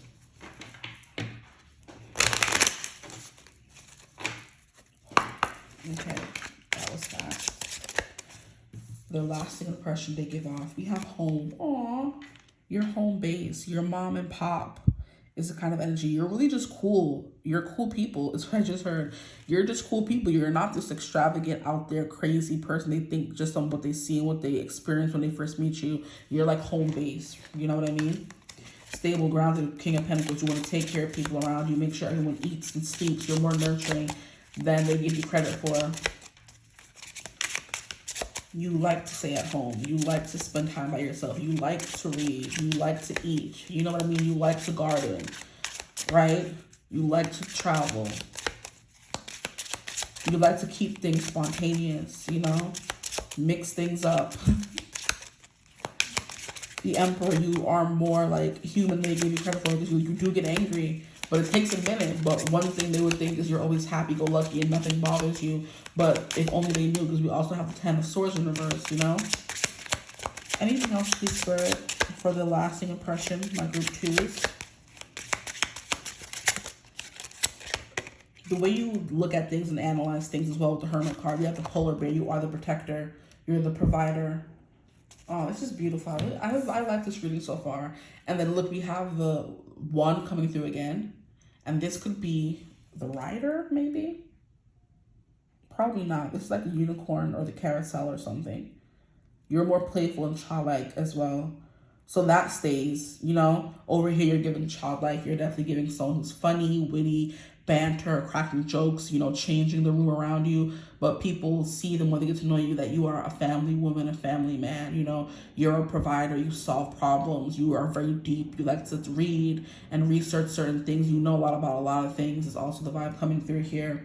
I do want to get into the book really quickly for this One coming through here. You're a child. You like fantasy and stuff like that. Yeah, One is the Rider. The Rider of Lenormand brings news. It is the first card and announces new things. In the Gilded Reverie deck, we behold a dreamy female rider who sits astride a carousel horse. The horse, who in fairy tale stories is the conveyor of messages. She may be Iris, the Greek messenger of the gods, so a goddess energy. But they see that you are definitely someone who brings down divine wisdom as well, divine messages. For some, with the Hermit card, Virgo is much more spiritual, much more of a problem solver than they get credit for. I mean, Virgos are known for being problem solvers, not too much on that, but they're not known for being like intuitive and, you know, very close to spirit and God, but they are. Okay, because they're a sister sign to Pisces, who's the closest, the most spiritual, the most intuitive, you know. And then we have Virgo, which is like right on the opposite side of that. So Virgo does have some traits from Pisces, and Pisces does have traits from, you know, Virgo, but it's a little, you know, it's deep in there. But you, being someone who dives deep, do have that connection to spirit as well with the Hermit card, you know. You definitely give divine messages. You like to read, like I said, learn new things. The polar bear, I've read from the polar bear so many times, but we'll read from it again. It's the protector, the provider. It gives you the things that you need. You know, 15 is also, is it devil energy? You could be someone who's more controlling than they give you credit for as well. People just think everything is sweet over here when they first meet you, but they realize there's more to you, right? Here we have, come on, where's the bear? You would choose the bear. That could be something as well. You would choose seclusion. You would choose being in nature and by yourself than being in the public eye if you really had a choice, right? Because we have all this pentacle energy in nature, grounded, away from people. The bear. I am power and strength, health and protection. You are very healthy. Did I say something like that already? I think I did. Or maybe I didn't. That could be something I was thinking it or feeling it. I feel like, sorry. Your finance is my field. Your food is my concern. My bad side comes out when you see negative cards around. Oh, that's funny. The polar bear is a fitting symbol of the indomitable dignity signified by this card, whether it be read as an authority figure, okay, emperor, a protective mother or father, crone of pentacles, or purely as strength. The polar bear is the most powerful of all the species. Furthermore, its color is symbolic of the pure spirit and embodies. Now, 4 is pretty basic because 4 represents stability, home base kind of energy, and that's what this is giving. We're gonna move on to this deck here because we're already longer than I would like the reading to be. But if you're still hanging with me, put a horse in the comments if you're still sticking beside me. Most people wouldn't watch a full 40-minute reading, but I like longer readings, so I will watch a full reading. Okay, please, Spirit. The lasting impression, group 2. We have temptation. Ooh, who's this? Dorian Gray. Oh, that painting, that guy. Who, does he buy a painting or do some spell work to always look beautiful and when he's really decaying on the inside? I forget how that story goes, but I was, I got into it for like a few minutes last year, like 2 years ago, I think. Because I was seeing some kind of post where someone was talking about spiritual decay and how some people do have the gift of sight, and while other people may see like a beautiful face, certain people who have the gift of sight can see the decay and the demon on the inside, right? So she was showing this photo and how in reality the photo looks like a regular person, and then she kind of moved it and it was like a high holographic or something, and then the photo like turns like a skeleton and a beastly creature. And she's like, this is how people like me see it. And then she turned it back and this is how you would see it, a regular portrait. And it was she kind of compared it to the Dorian Gray painting where he would always look beautiful, but the painting was getting nastier and decaying the more he like, I guess, got corrupted or something. So that could definitely be a vibe coming through here. That's interesting. I'm going to read for that. One more card, or maybe not. Anything else, please? The lasting impression. I'm hearing beauty is only skin deep. Here we have Rebirth. Rebecca Sharp, Rebirth. I'll take that. Okay. So yeah, they start to see you differently. Your lasting impression is one of rebirth and change and growth and survival. I just heard, wow. That's powerful. Okay, 38. There's so many cards that that's why I'm glad I brought this deck to work, because there's so many cards that I haven't seen in this deck that I'm just like, I wouldn't see if I just gave up and brought it back home. So Dorian Gray is vanity, corruption, and consequences. Dorian Gray's fall into the allure of eternal youth and beauty becomes his undoing, as his soul is corrupted by vanity and excess. The painting that bears that mark of his moral decay is a reminder of the peace or the price of him giving into temptation without regard for the consequences. The quote is, "You will always be fond of me. I represent to you all the sins you have never had the courage to commit." That's crazy.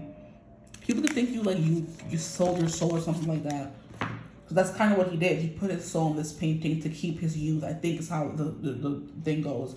He put his soul in this painting to keep his beauty, right? And the more he keeps his beauty and kind of caters to this vanity and the beauty of the world, and he's the best looking person around, pride, ego, whatever you want to call it, the more this picture becomes nasty, representing how his soul looks despite what his physical or outer appearance is. Oh my, that's deep.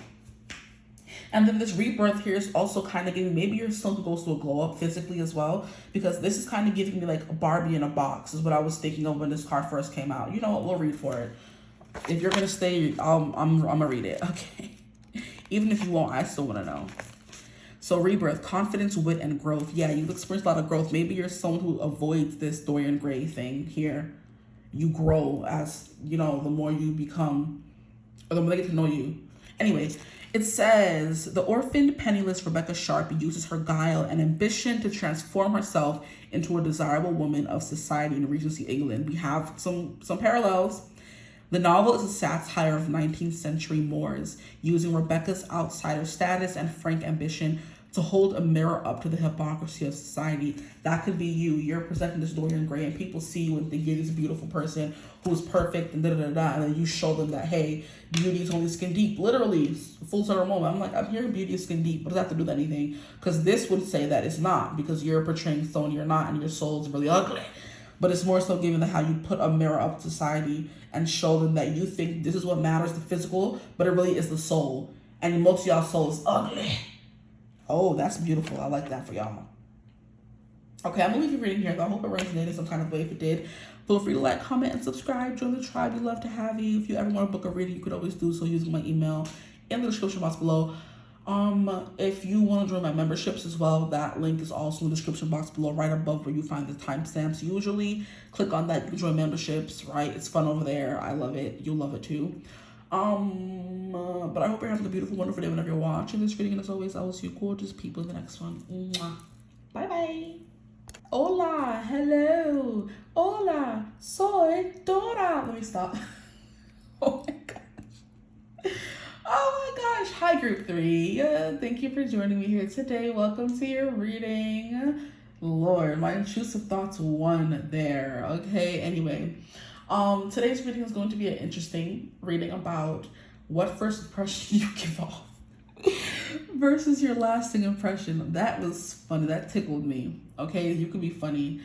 Yeah, we're gonna be getting into those things. So versus how a verse is essentially between two artists. Let me stop. A verse is between the first impression versus your lasting impression. Let's get into it. So we're gonna pull from this card deck to get the first impression you give off, and then use another tarot deck and do like a split down the middle energy. I miss my verses readings, so please spirit. Hola, soy Dora. Maybe you speak a different language. I don't know why I just randomly said hola. Like, that's interesting. I feel like I was possessed for a second. Hey, y'all possessing me? Don't do that. You possess me, mind, body, and soul. Who says that? Is that Mr. Darcy? I don't freaking know. We have the sun again. Some of y'all are from group 2, or maybe not. You could have called it group 2 as well. Ooh. These are the exact 2 first cards that came out for group 2. Stop playing. If you're from group 2, you would know. Okay, these are the first cards that came out. We have the 8 of Cups and we have the Tower. You have like a destructive beauty to you, or destructive, destabilizing energy or presence. And then we have the 8 of Cups that makes people want to run away from you. Maybe you're like very intense and intimidating, and people don't know how to deal with that, and you make them want to run away. You have 10 of Wands. Yeah. Or you look like or feel like someone who's like burdened. You have like a lot of stress on your shoulders. You can look a little haggard, wear and tear. You know, wrinkles, dark circles. I'm hearing hunchback. Could definitely be a vibe coming through as well. It's kind of like you look like you've been through some things, but you're still happy. You're still kicking. 8 of Cups is like definitely walking away from situations that no longer serve you. So if that's something you have been doing, it shows in this first impression. That is just so rude to say. And I don't mean it in that kind of way. Maybe some of you could be like immigrants or children of immigrants, because that Ola Soydora is still like sitting on my mind. And I'm just like, why would you say that? Why would you do that? Like, please. But I think it kind of ties into the message. If you are someone who's like from another country, you have to work 10 times harder to get ahead in America. In America, yeah. You got to work 10 times hard, as opposed to the white cisgender male men who were born into the patriarchy, who think they, you know, could do no wrong, right? Sorry if you are a white cisgender male who was born into the patriarchy and you take offense to that, but I gotta be honest, right? They grew up with like a spoon in their mouth, whether they grew up with an actual silver spoon or just being spoon-fed things and being given everything because they were born white and male, or just male in general, you know? Because men of different races and backgrounds do this ish too, where they think they're God's gift to women and earth and all that kind of stuff. But anyway, immigrants have to work 10 times harder, okay, for half the things that most of these people were born with. And you could definitely show that on your first impression. You're bone weary, you're tired, you know? You work a lot, have a lot of stress on you. And that's nothing to be ashamed of if that is something that's coming through for you. That's a sign of how hard you work and how deserving you are of good things, because you're willing to work hard for them. Queen of Pentacles, as soon as I say that, exactly. It just shows how deserving you are because you work so hard for certain things. Some of you could have like gotten to a point in life where you are living more comfortable, where you still show signs of a haggard life, you know? So for example, someone who does construction or works outside, you may have some kind of money to you now, but your hands are still calloused. You know what I mean? It doesn't matter how hard you work, how hard you scrub. There's always some dirt under your nails because that's where you came from, right? There's always going to be a hunch in your back. There's all the times you were hunched over. You know, there's always going to be some kind of deformity or some sign that you've had a hard life, right? Some people really are just born looking hard too. It's like no tea, no shade. You be seeing some people and it's just like, wow. Like, what is that black guy meme that was going around? Wow. Like, you just look at them, I'm like, yo, you've been through some things. And I'm like, nah, I grew up in the suburbs and, you know, with both my mom and pop. And I'm like, oh, well, good for you. You don't really look it, you know, it's not like to be offense or take offense to. It's just the truth sometimes. Some people look their age. Some people look older than their age. Some people look younger than their age. It's just a thing that's coming through here. There's some sign that shows you have walked away from a great deal. You have gone through a lot. You have persevered. You fought for your place in the world.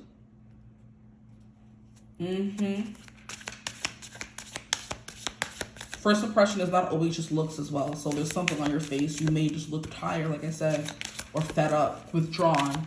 And people are like, dang, you've been through things, bro. Because you're not even like happy to see people anymore. Because people could have disappointed you, you know? Interesting. It's funny, I was talking about rough hands, and now my hands is itching. They were not itching for group 1 or group 3. So some of y'all could have itchy hands. Some of y'all could have eczema, and that could be a thing as well. You've had to deal with like some kind of like skin condition your whole life, and that could be what's coming through. You may not look old or haggard or anything. It could just be you have skin conditions, you know? And people are like, what happened there? And you're like, you know what? I've been through some things. Okay. At the bottom of the deck, we have strength. Literally, I've been through some things. Yeah. Okay. But at the end of the day, you're someone who is powerful and strong. We have Leo coming through twice. So some of you could have like strong Leo placements. Creativity is a vibe coming through here for you, because Leo gives me 5th house energy, and that's like fun, vacations, romance, stuff like that. And then we have the Lovers here. So you could definitely be getting romantic energy. Or someone whose first impression includes a lover of yours. So people can meet you a lot when you're with your husband or wife, and you're kind of like, oh, this is my husband or my wife or whatever, you know? There was a beep, a long beep in the distance. That was my confirmation. Oh my goodness. Okay. I'm not getting there's an innocence to you. There could be for some of you watching. Not everyone here is going to be old and haggard and, you know, life kind of kick you down. There's an innocence here, a carefree energy to you. Like you could have had it easy, you know, for some of you watching.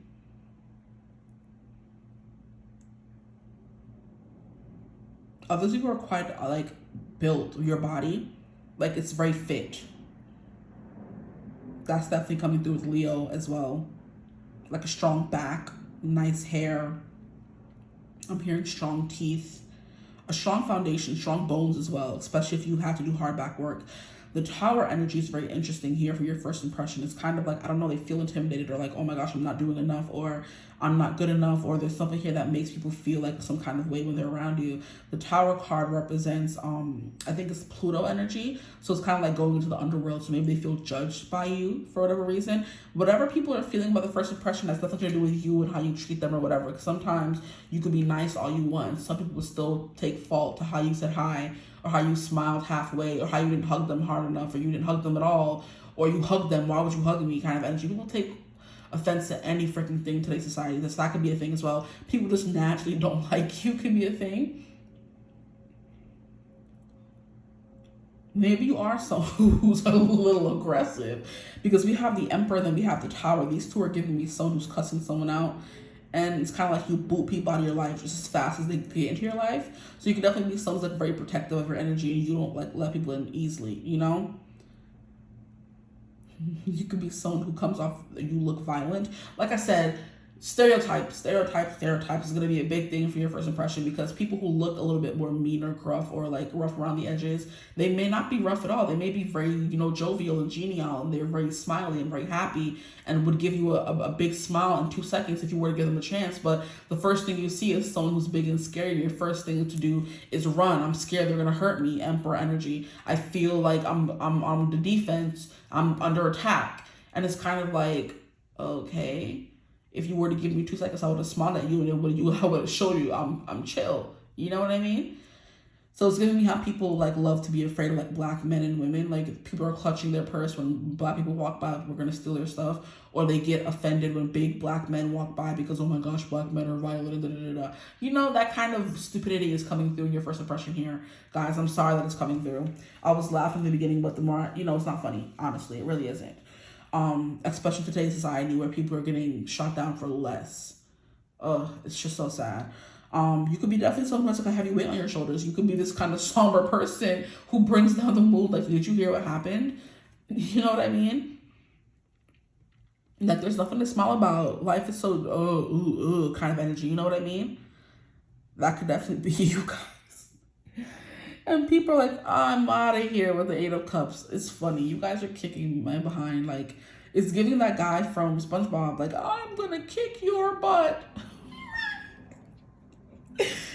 And people were just scared of him because he did give them things to be scared about. So you do give people things to be scared about, whether you think so or not, whether you believe it or not, whether you agree or not. They see you and they get spooked and they want to run, okay? Especially because I keep saying we have the Tower and the Emperor here. The Emperor is already intimidating in his own right, but it's kind of like an intimidation that makes you want to run for the hills, you know, instead of, oh, let's stay and have a chat or a cup of coffee. It's kind of like, I need to go. I'm scared, okay? Whether you're going to say something to read me to filth or do something to read me to filth, the world may never know, okay? Let's see what else we can get. So far we have Leo placements, Gemini placements. You definitely speak your mind. That could be something. And look at the bottom, we have child coming through. Some of you could look very innocent. And that catches people off guard because maybe you look young for your age instead of older for your age. And then when you start spitting all this wisdom and all the things you've been through and all this kind of stuff, and they're like, oh, you know this is you can definitely be someone who is younger for your age or young in general, and you look older than your age. And people are like, how old are you? Well, I'm sorry, it's so not funny, but I'm seeing this video on social media where there was this white guy, right? Funnily enough, okay? And everyone was going around and telling everyone how old they were. And then when we got to him, he was like, I'm 21 or something. And bro was fully bald. He only had little scragglies of hair hanging onto the around the rim of his head. He looked like he'd been through 1511 wars. Like, he looked like he was he was old, grown, grumpy old troll who under the bridge. Like, all jokes aside, he looked like he was a full 40-year-old man. And that boy said, I'm 20-something, child. And the girl who reacted to the video was like, like, are you okay? Like, what have you gone through? What's the problem? Because this is insanity. And that's kind of what I'm getting here, you know? Oh my goodness, I can't. That is so not funny. Like, you're young, but people are like, are you sure? Your parents didn't lie to you?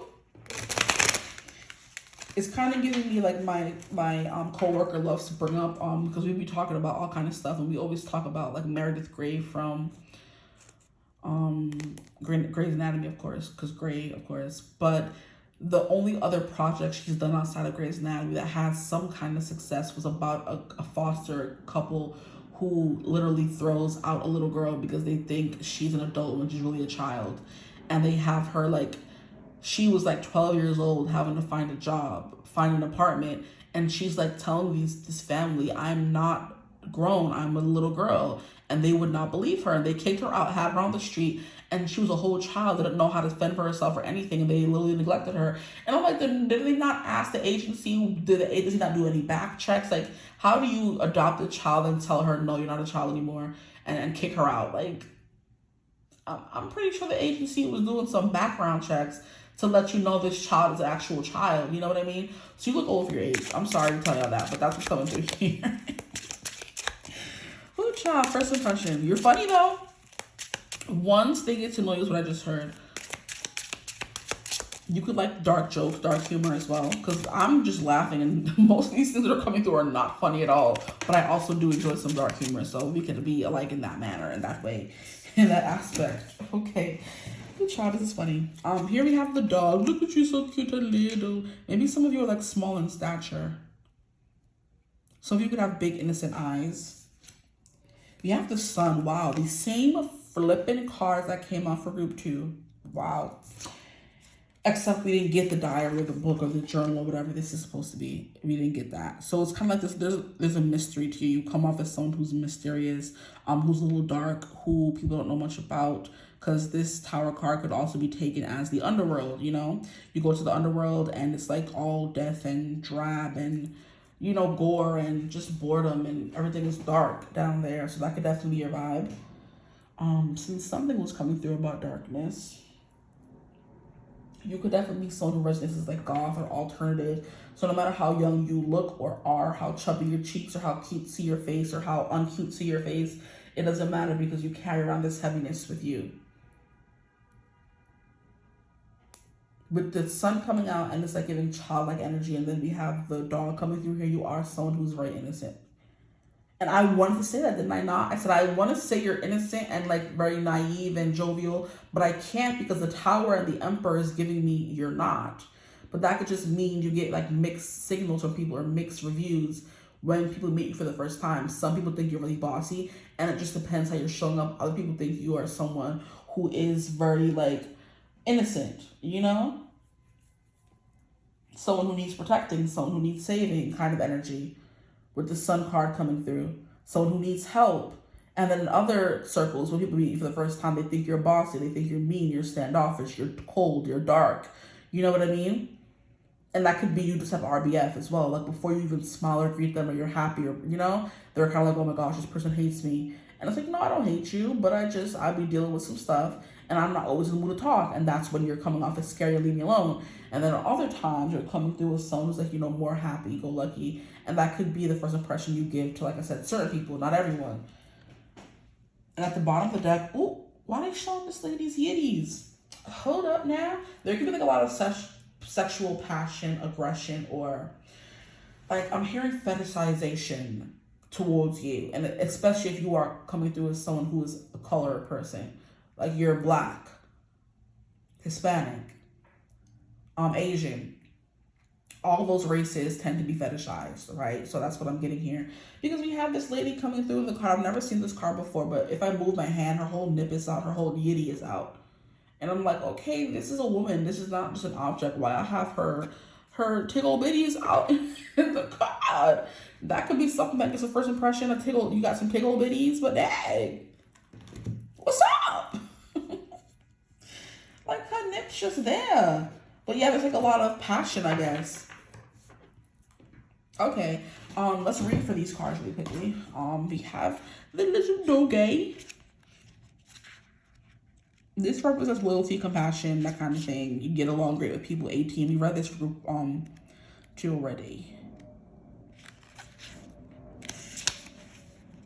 The dog. Loyalty and friendship is what I will stand for. I am protection and trust, support and reliance. I read this is dominance. Reliance is dominance. So that could definitely be something coming through for you guys. And look at how it doesn't want to focus again. Like it's supposed to focus. What's the issue? Maybe I could have done that the whole time. No, because it's not focusing. So I was trying to figure out why group ones wasn't focusing and I wasn't doing that. So there's something here about you maybe being a little bit of a problem solver, or people have to like touch you or get close to you to be around you a little bit more to get things, you know, really moving, to get clarity on who you are. We'll get that into the last impression, but first impression, we're keeping it surface level because no one can know too much about you by just meeting you for the first time. Okay, when negative cards are around, make sure to take a closer look. Look at that. I could be your counselor, your pet, or your best friend. It depends. Based on the first impression you give off, if you're coming off as someone who's scary, bossy, demanding, right? Or if you're coming through with someone who's loyal, sweet, and innocent. It could be a little bit of both. Okay, next we have 31, which is the sun. Be ready for this as well for group 2.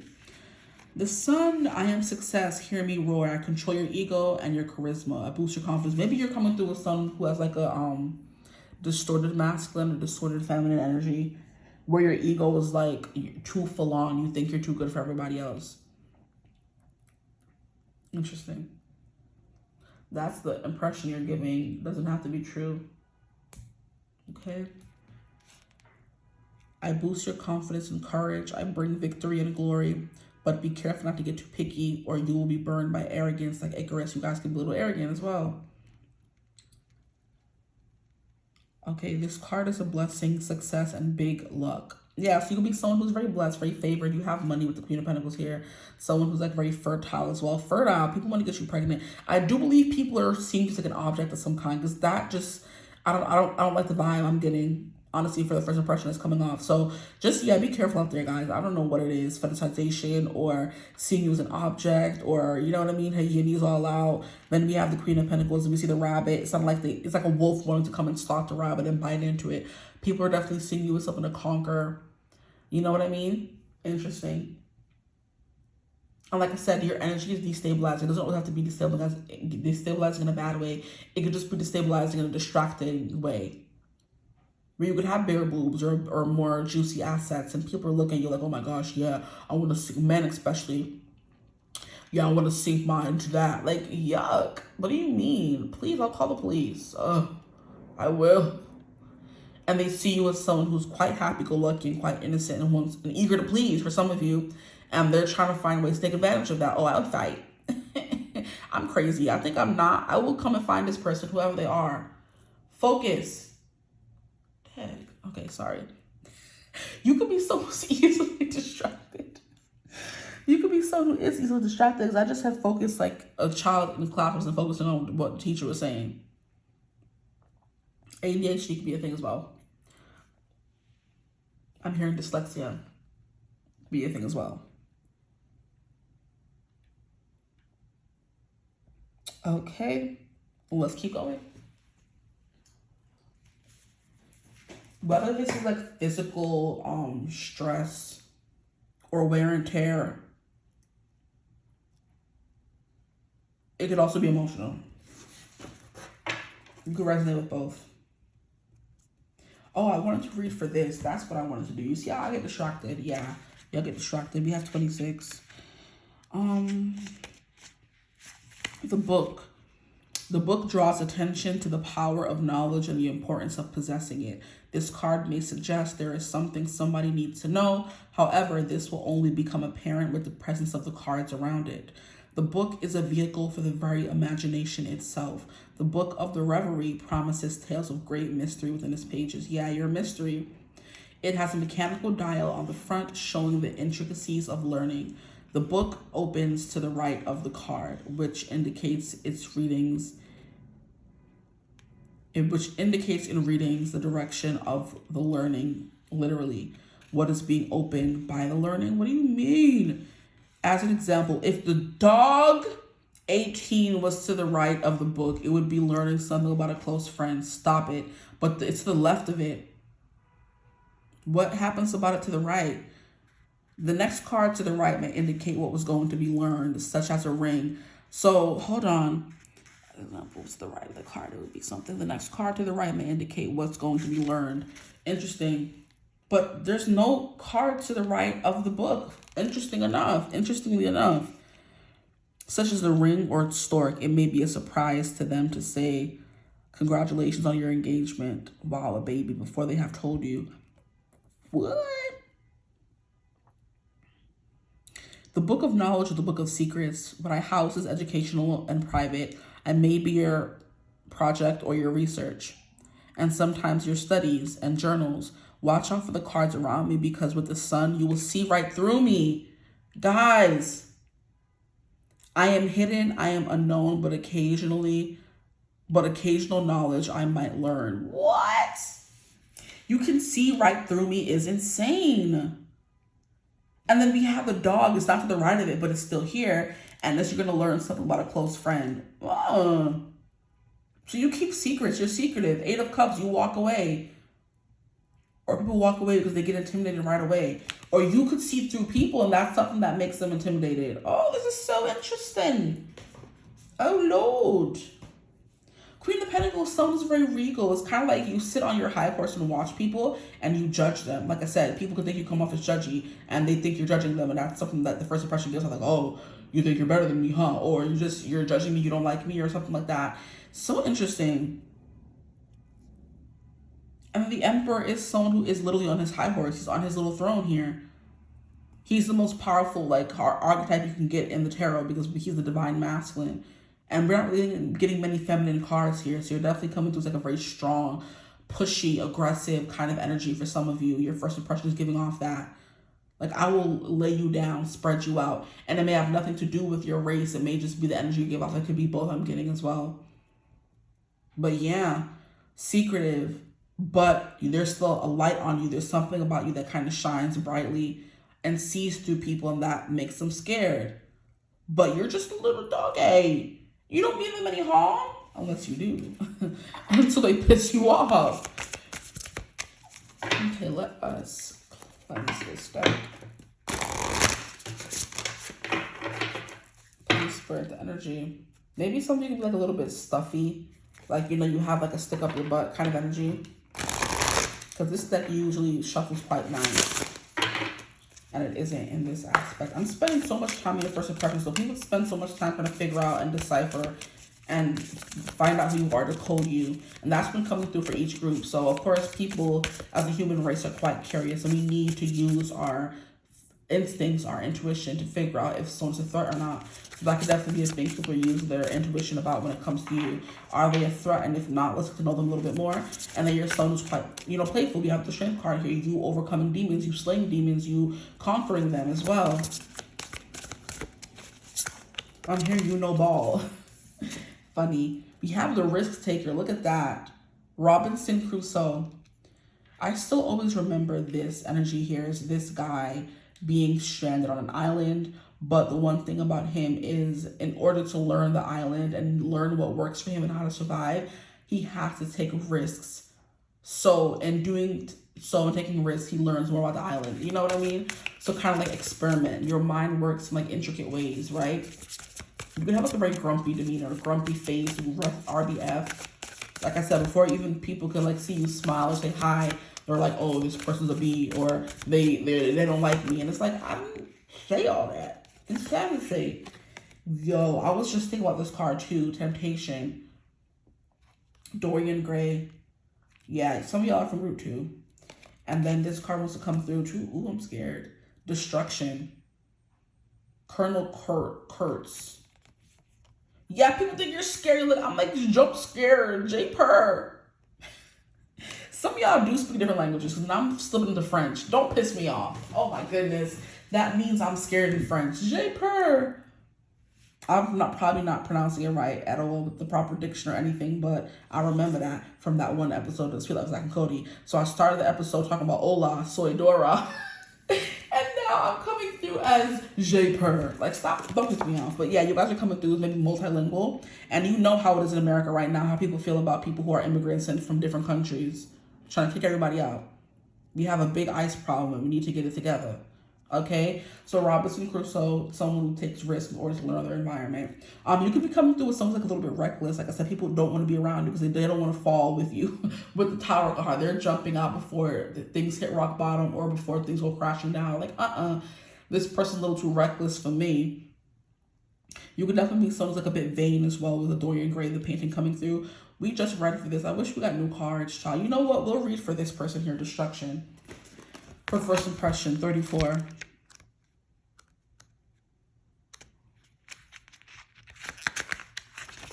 Destruction, madness, power, and collapse. People think you're a little scary if I haven't said it enough.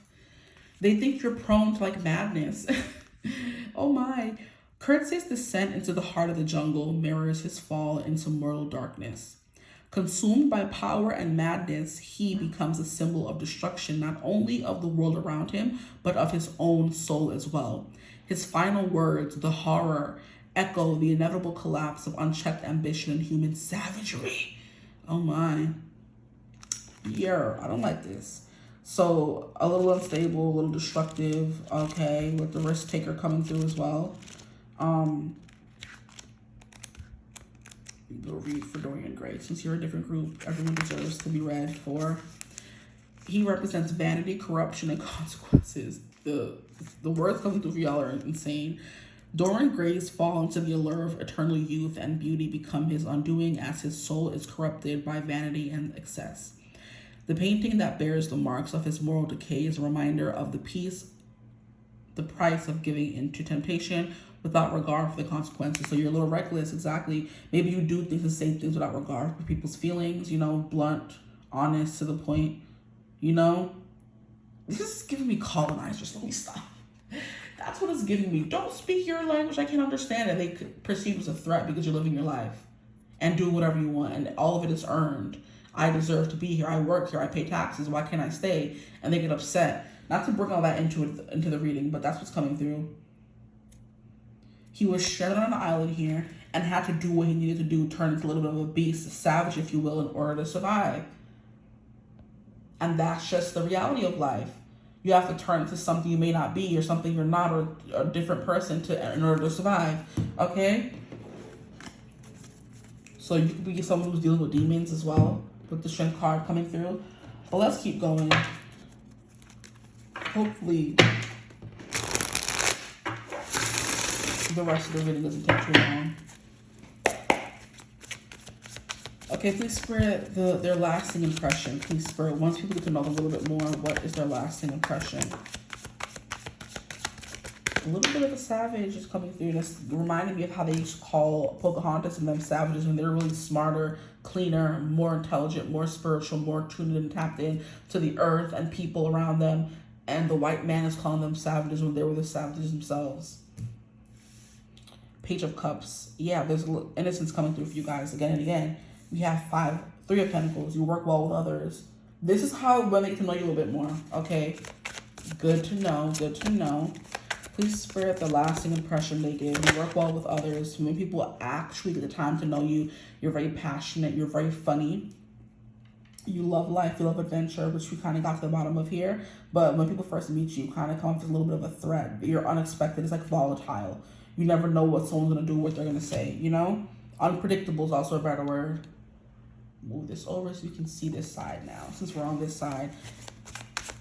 Page of Cups, someone's very intuitive, but also adventurous. Okay, we have Ace of Pentacles. Okay, resourceful, abundant, coming through in both energies, because we have the Queen of Pentacles over here and the Ace of Pentacles over here. You know how to make money, for sure. The lasting impression with the Three of Pentacles. You can be a good builder. I was talking about rough hands because I'm not a construction worker. You know how to build things. You are quite useful the more people can know you. And that is so yuck to me, especially because what we were talking about over here. You're useful to them. Okay, anywho, let me not get too deep. Let me not look too deeply into things. Let me move this card here. You're quick with the walk away though, for sure. If people do a little bit too much, you're gonna walk. You're gonna step. Which is the King of Swords. That's why people are upset. They learn that it's just honesty here. It's just you. It's in your nature to be blunt, and they take offense to it when they first meet you, your first impression. But they shouldn't, because that's just who you are. You're not saying it to be mean to them. It's just a part of your personality. One more card, please, for not one more card. Let's keep going. What is their lasting impression? Very bold, very fiery, very ambitious. You know, you like to read, explore, do new things. You're the kind of person to go wandering in the forest, go on adventures. I'm hearing Bridget Terabithia could be coming through for some of you. Making up secret worlds, very imaginative. Page of Cups, very imaginative, very creative, good at telling stories. You could be a good writer as well. The Three of Pentacles is giving me someone who makes up stories in their head or in their mind and makes those stories a reality. You could be like also architects of some kind as well. You kind of make this dream like building in your mind, and then it becomes a reality because you draw it and then you also like build it yourself, you know? Strong foundation, stable person. Oh, excuse me, I'm so sorry. You have the Queen of Pentacles coming through again. So you're seen as someone who's quite prosperous and abundant on both ends. So that first impression that they had of you being someone who's very abundant and knows how to make things grow and very regal, you know what I mean? Maybe a little bit uppity or stush or whatever you want to call it. That's the energy coming through as well. Very fruitful and abundant as well. You know how to make things grow. Successful business owner vibes coming through here. A benevolent, successful business owner. So you kind of hire people, help people. You know, it's like a mentor, teacher energy. Very nurturing as well. So when they first meet you, very naive. And then the more they get to know you, the more they realize you're still a little bit, you know, naive still. You have like a lot of energy to you as well. You have the Empress. Wow, you're beautiful, gorgeous. You love your comforts. You like to be at home minding your business. With the radio on, sitting in your chair, smelling the flowers. You're very much like either a homebody or you like flowers and stuff like that. Here we have the King of Wands. Wow, we have the Knight of Wands and we have the King of Wands. Someone's very confident. You know where you're going. You know what you're doing. Nothing intimidates you. You're the one, in fact, intimidating others, which is why we have this energy of wanting to run from you over here. And the Knight of Pentacles as well. So someone who's very determined, patient, diligent. You look at everything. You see things from all aspects. You have like a little bit of like how can I even describe it? With the Crown of Swords here, Knight of Pentacles, and the Knight of Wands. It's like someone who's like plotting, drawing. What do people call it when they draw? The sketching, right? You like, what do you call it? Plot a book and then write the book. For my authors, you draw a sketch and then make the outfit for my fashion designers. You know what I mean? You write the script or you animate or draw the drawings and you animate them for my animators out there. You know, there's something like that. You draw the building and you build it. Like things that you see and you want, you always make a reality with the Ace of Pentacles and the Queen of Pentacles and then the Empress energy coming through here. Things come to you very easily. You have like a very attractive magnetic vibe to you when it comes to your work and your ambitions. It seems like all the things you think of come to be. All the things you want, you make happen is the vibe that's coming through here for you guys. You're like a hopeless dreamer. What do they call it? Not a hopeless romantic. You could be that as well. That's my Nine of Cups card that didn't come out for you guys. It's like a dreamer. I'm also hearing tiny dancer. Could definitely be a vibe coming through. I'm hearing a John Lennon song, but I can't remember. It's something about dreaming, maybe. Could be.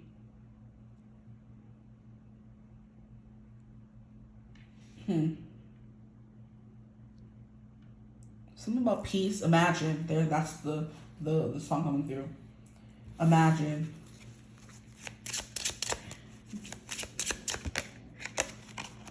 We have, is this the bridge or the tower?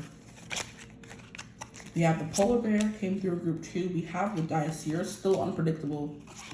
This card is talking about people like having a lot to say about you, gossip, chatter, widespread news is what's coming through. Gossip, essentially. That's the more they learn about you, the more they have to say, the more they have to give you, the more they realize you have a lot of knowledge. And then freaking funnily enough, this is crazy. The card that was coming through on your end, this is lady number 2, lady number 1. We have lady number 1 and lady number 2. You're getting both ladies. They came out for you. And then we have here, this is either the garden or something. There's something here about society being in the public eye. But did I not keep the card out for y'all? Hold me close, a tiny dancer.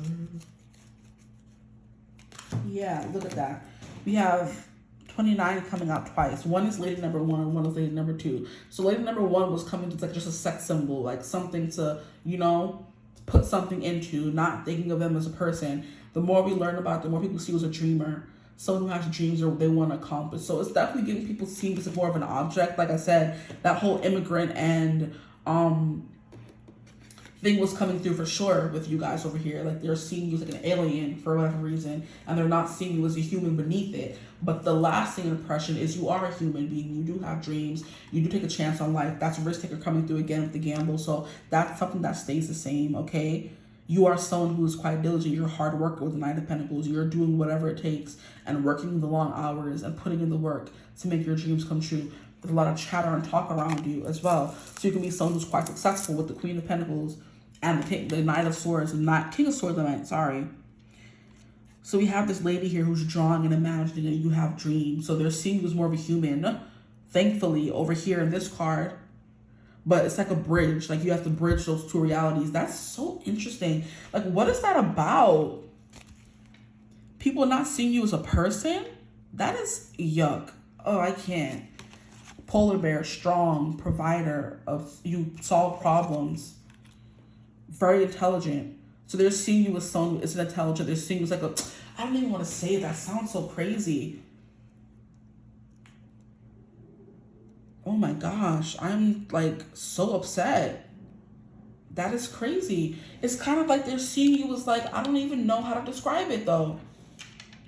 I can, but you know what happened recently with Trump and the Obamas. How they had a cover of a magazine, and they were like looking like this regal royal family, looking so beautiful, and Trump called them like monkeys or something. It's kind of what's coming through here. How people see people of a different race and think they can never be as good, or how people have like white superiority complexes, right? And they're seeing you as someone like a little bit of a savage, an animal when they first come and see you. But the more they get to know you, like with the Native Americans, they realize how the Native Americans were cleaner, smarter, more in tune with the earth, with Mother Nature. They had more spiritual knowledge as well. So it's kind of like, oh, this person's like an actual human, as opposed to the person that I thought of them. This is very nasty. But I mean, oh my Lord, this is not what I was expecting at all. That's kind of what I'm getting. Not to like say names, but I'm going to be real. Because that's what Trump was calling them. So we're going to put a name to it. Since he had the nerve to call them that. Refer to them as animals instead of human beings. Like, what the heck is wrong with you, my dude? Like, yuck. So here they're just seeing you as like a thing they want to run into with this energy coming through here, with her boobs just out and showing. And over here they start seeing you as more of a woman with dreams and goals and ambitions, or a person. You don't have to be a woman. Wow, this is going insane right now. I wasn't expecting this kind of reading. I wasn't expecting any of the things that came through in these readings today. Okay, let's hurry through. You have a great imagination for sure.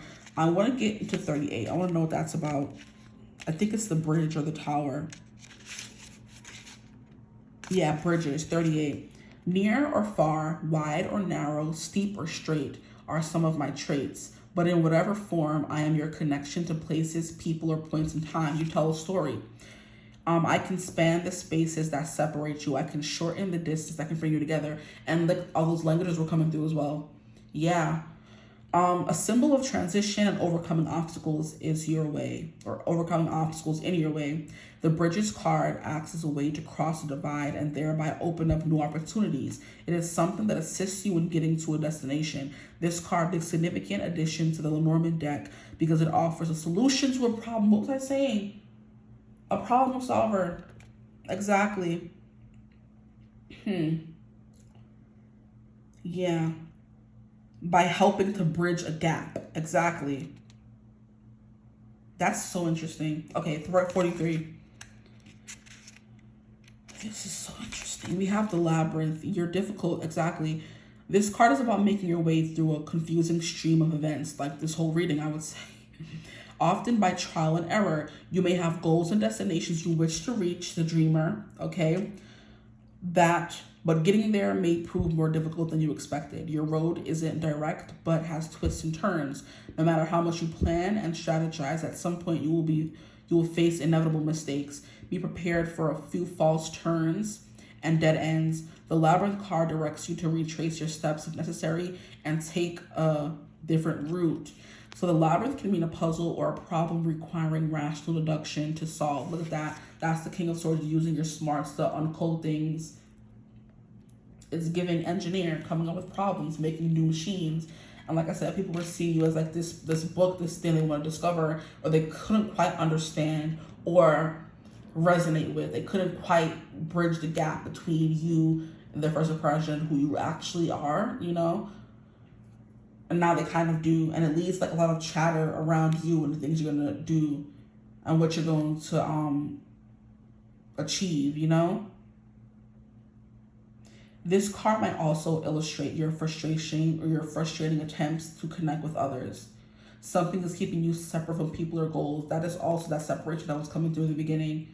But people may realize that it's not you not wanting to be separate. You just may feel better on your own. You may have neurodivergence. You may like not be like everyone else. You may have ADHD. There could be a language barrier. And their immediate thing is they hate me. They don't like me. They don't talk to me. The first impression, when they really realize or what they really need to learn, is that it's not that. It's to be a language barrier. This is so interesting. So your first impression, people are seeing you as like a little bit of an object, like hard to decipher, hard to uncover. And the more they get to know you, they're seeing you as like a person with dreams and goals and things they want to do in life, a story to hear and tell. And here we have identity. Look at that. We have Sir Percy Blakeney or Blakeney. Look at one more card for your lasting impression. You are someone. You have an identity. You have a name. You were born from someone. You're a human being. You deserve the same rights as everyone else. Like, what the heck? One more card, please, Spirit. Before this reading gets too long. Shucks.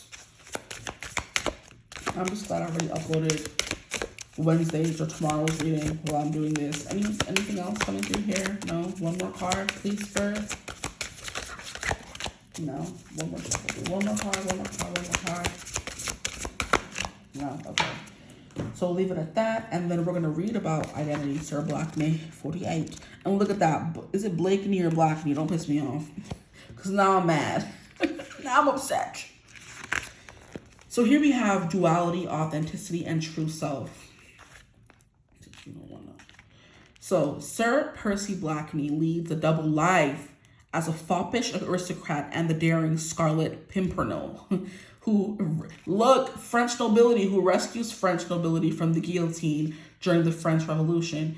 His concealed identity and secret heroism reveal the tension between public appearance and private morality. 𝐓𝐡𝐮𝐬𝐥 novel is a tale of intrigue, adventure, and the complexities of personal identity. Sir Percy's ability to shift between roles reflect the fluidity of identity and the courage to defy expectations. Look at that, keeps coming through. They seek him here, they seek him there. Those Frenchies seek him everywhere. Is he in heaven or is he in hell? That damned elusive Pimpernel. That's actually quite funny. But anyway, I like that. 𝐓𝐴?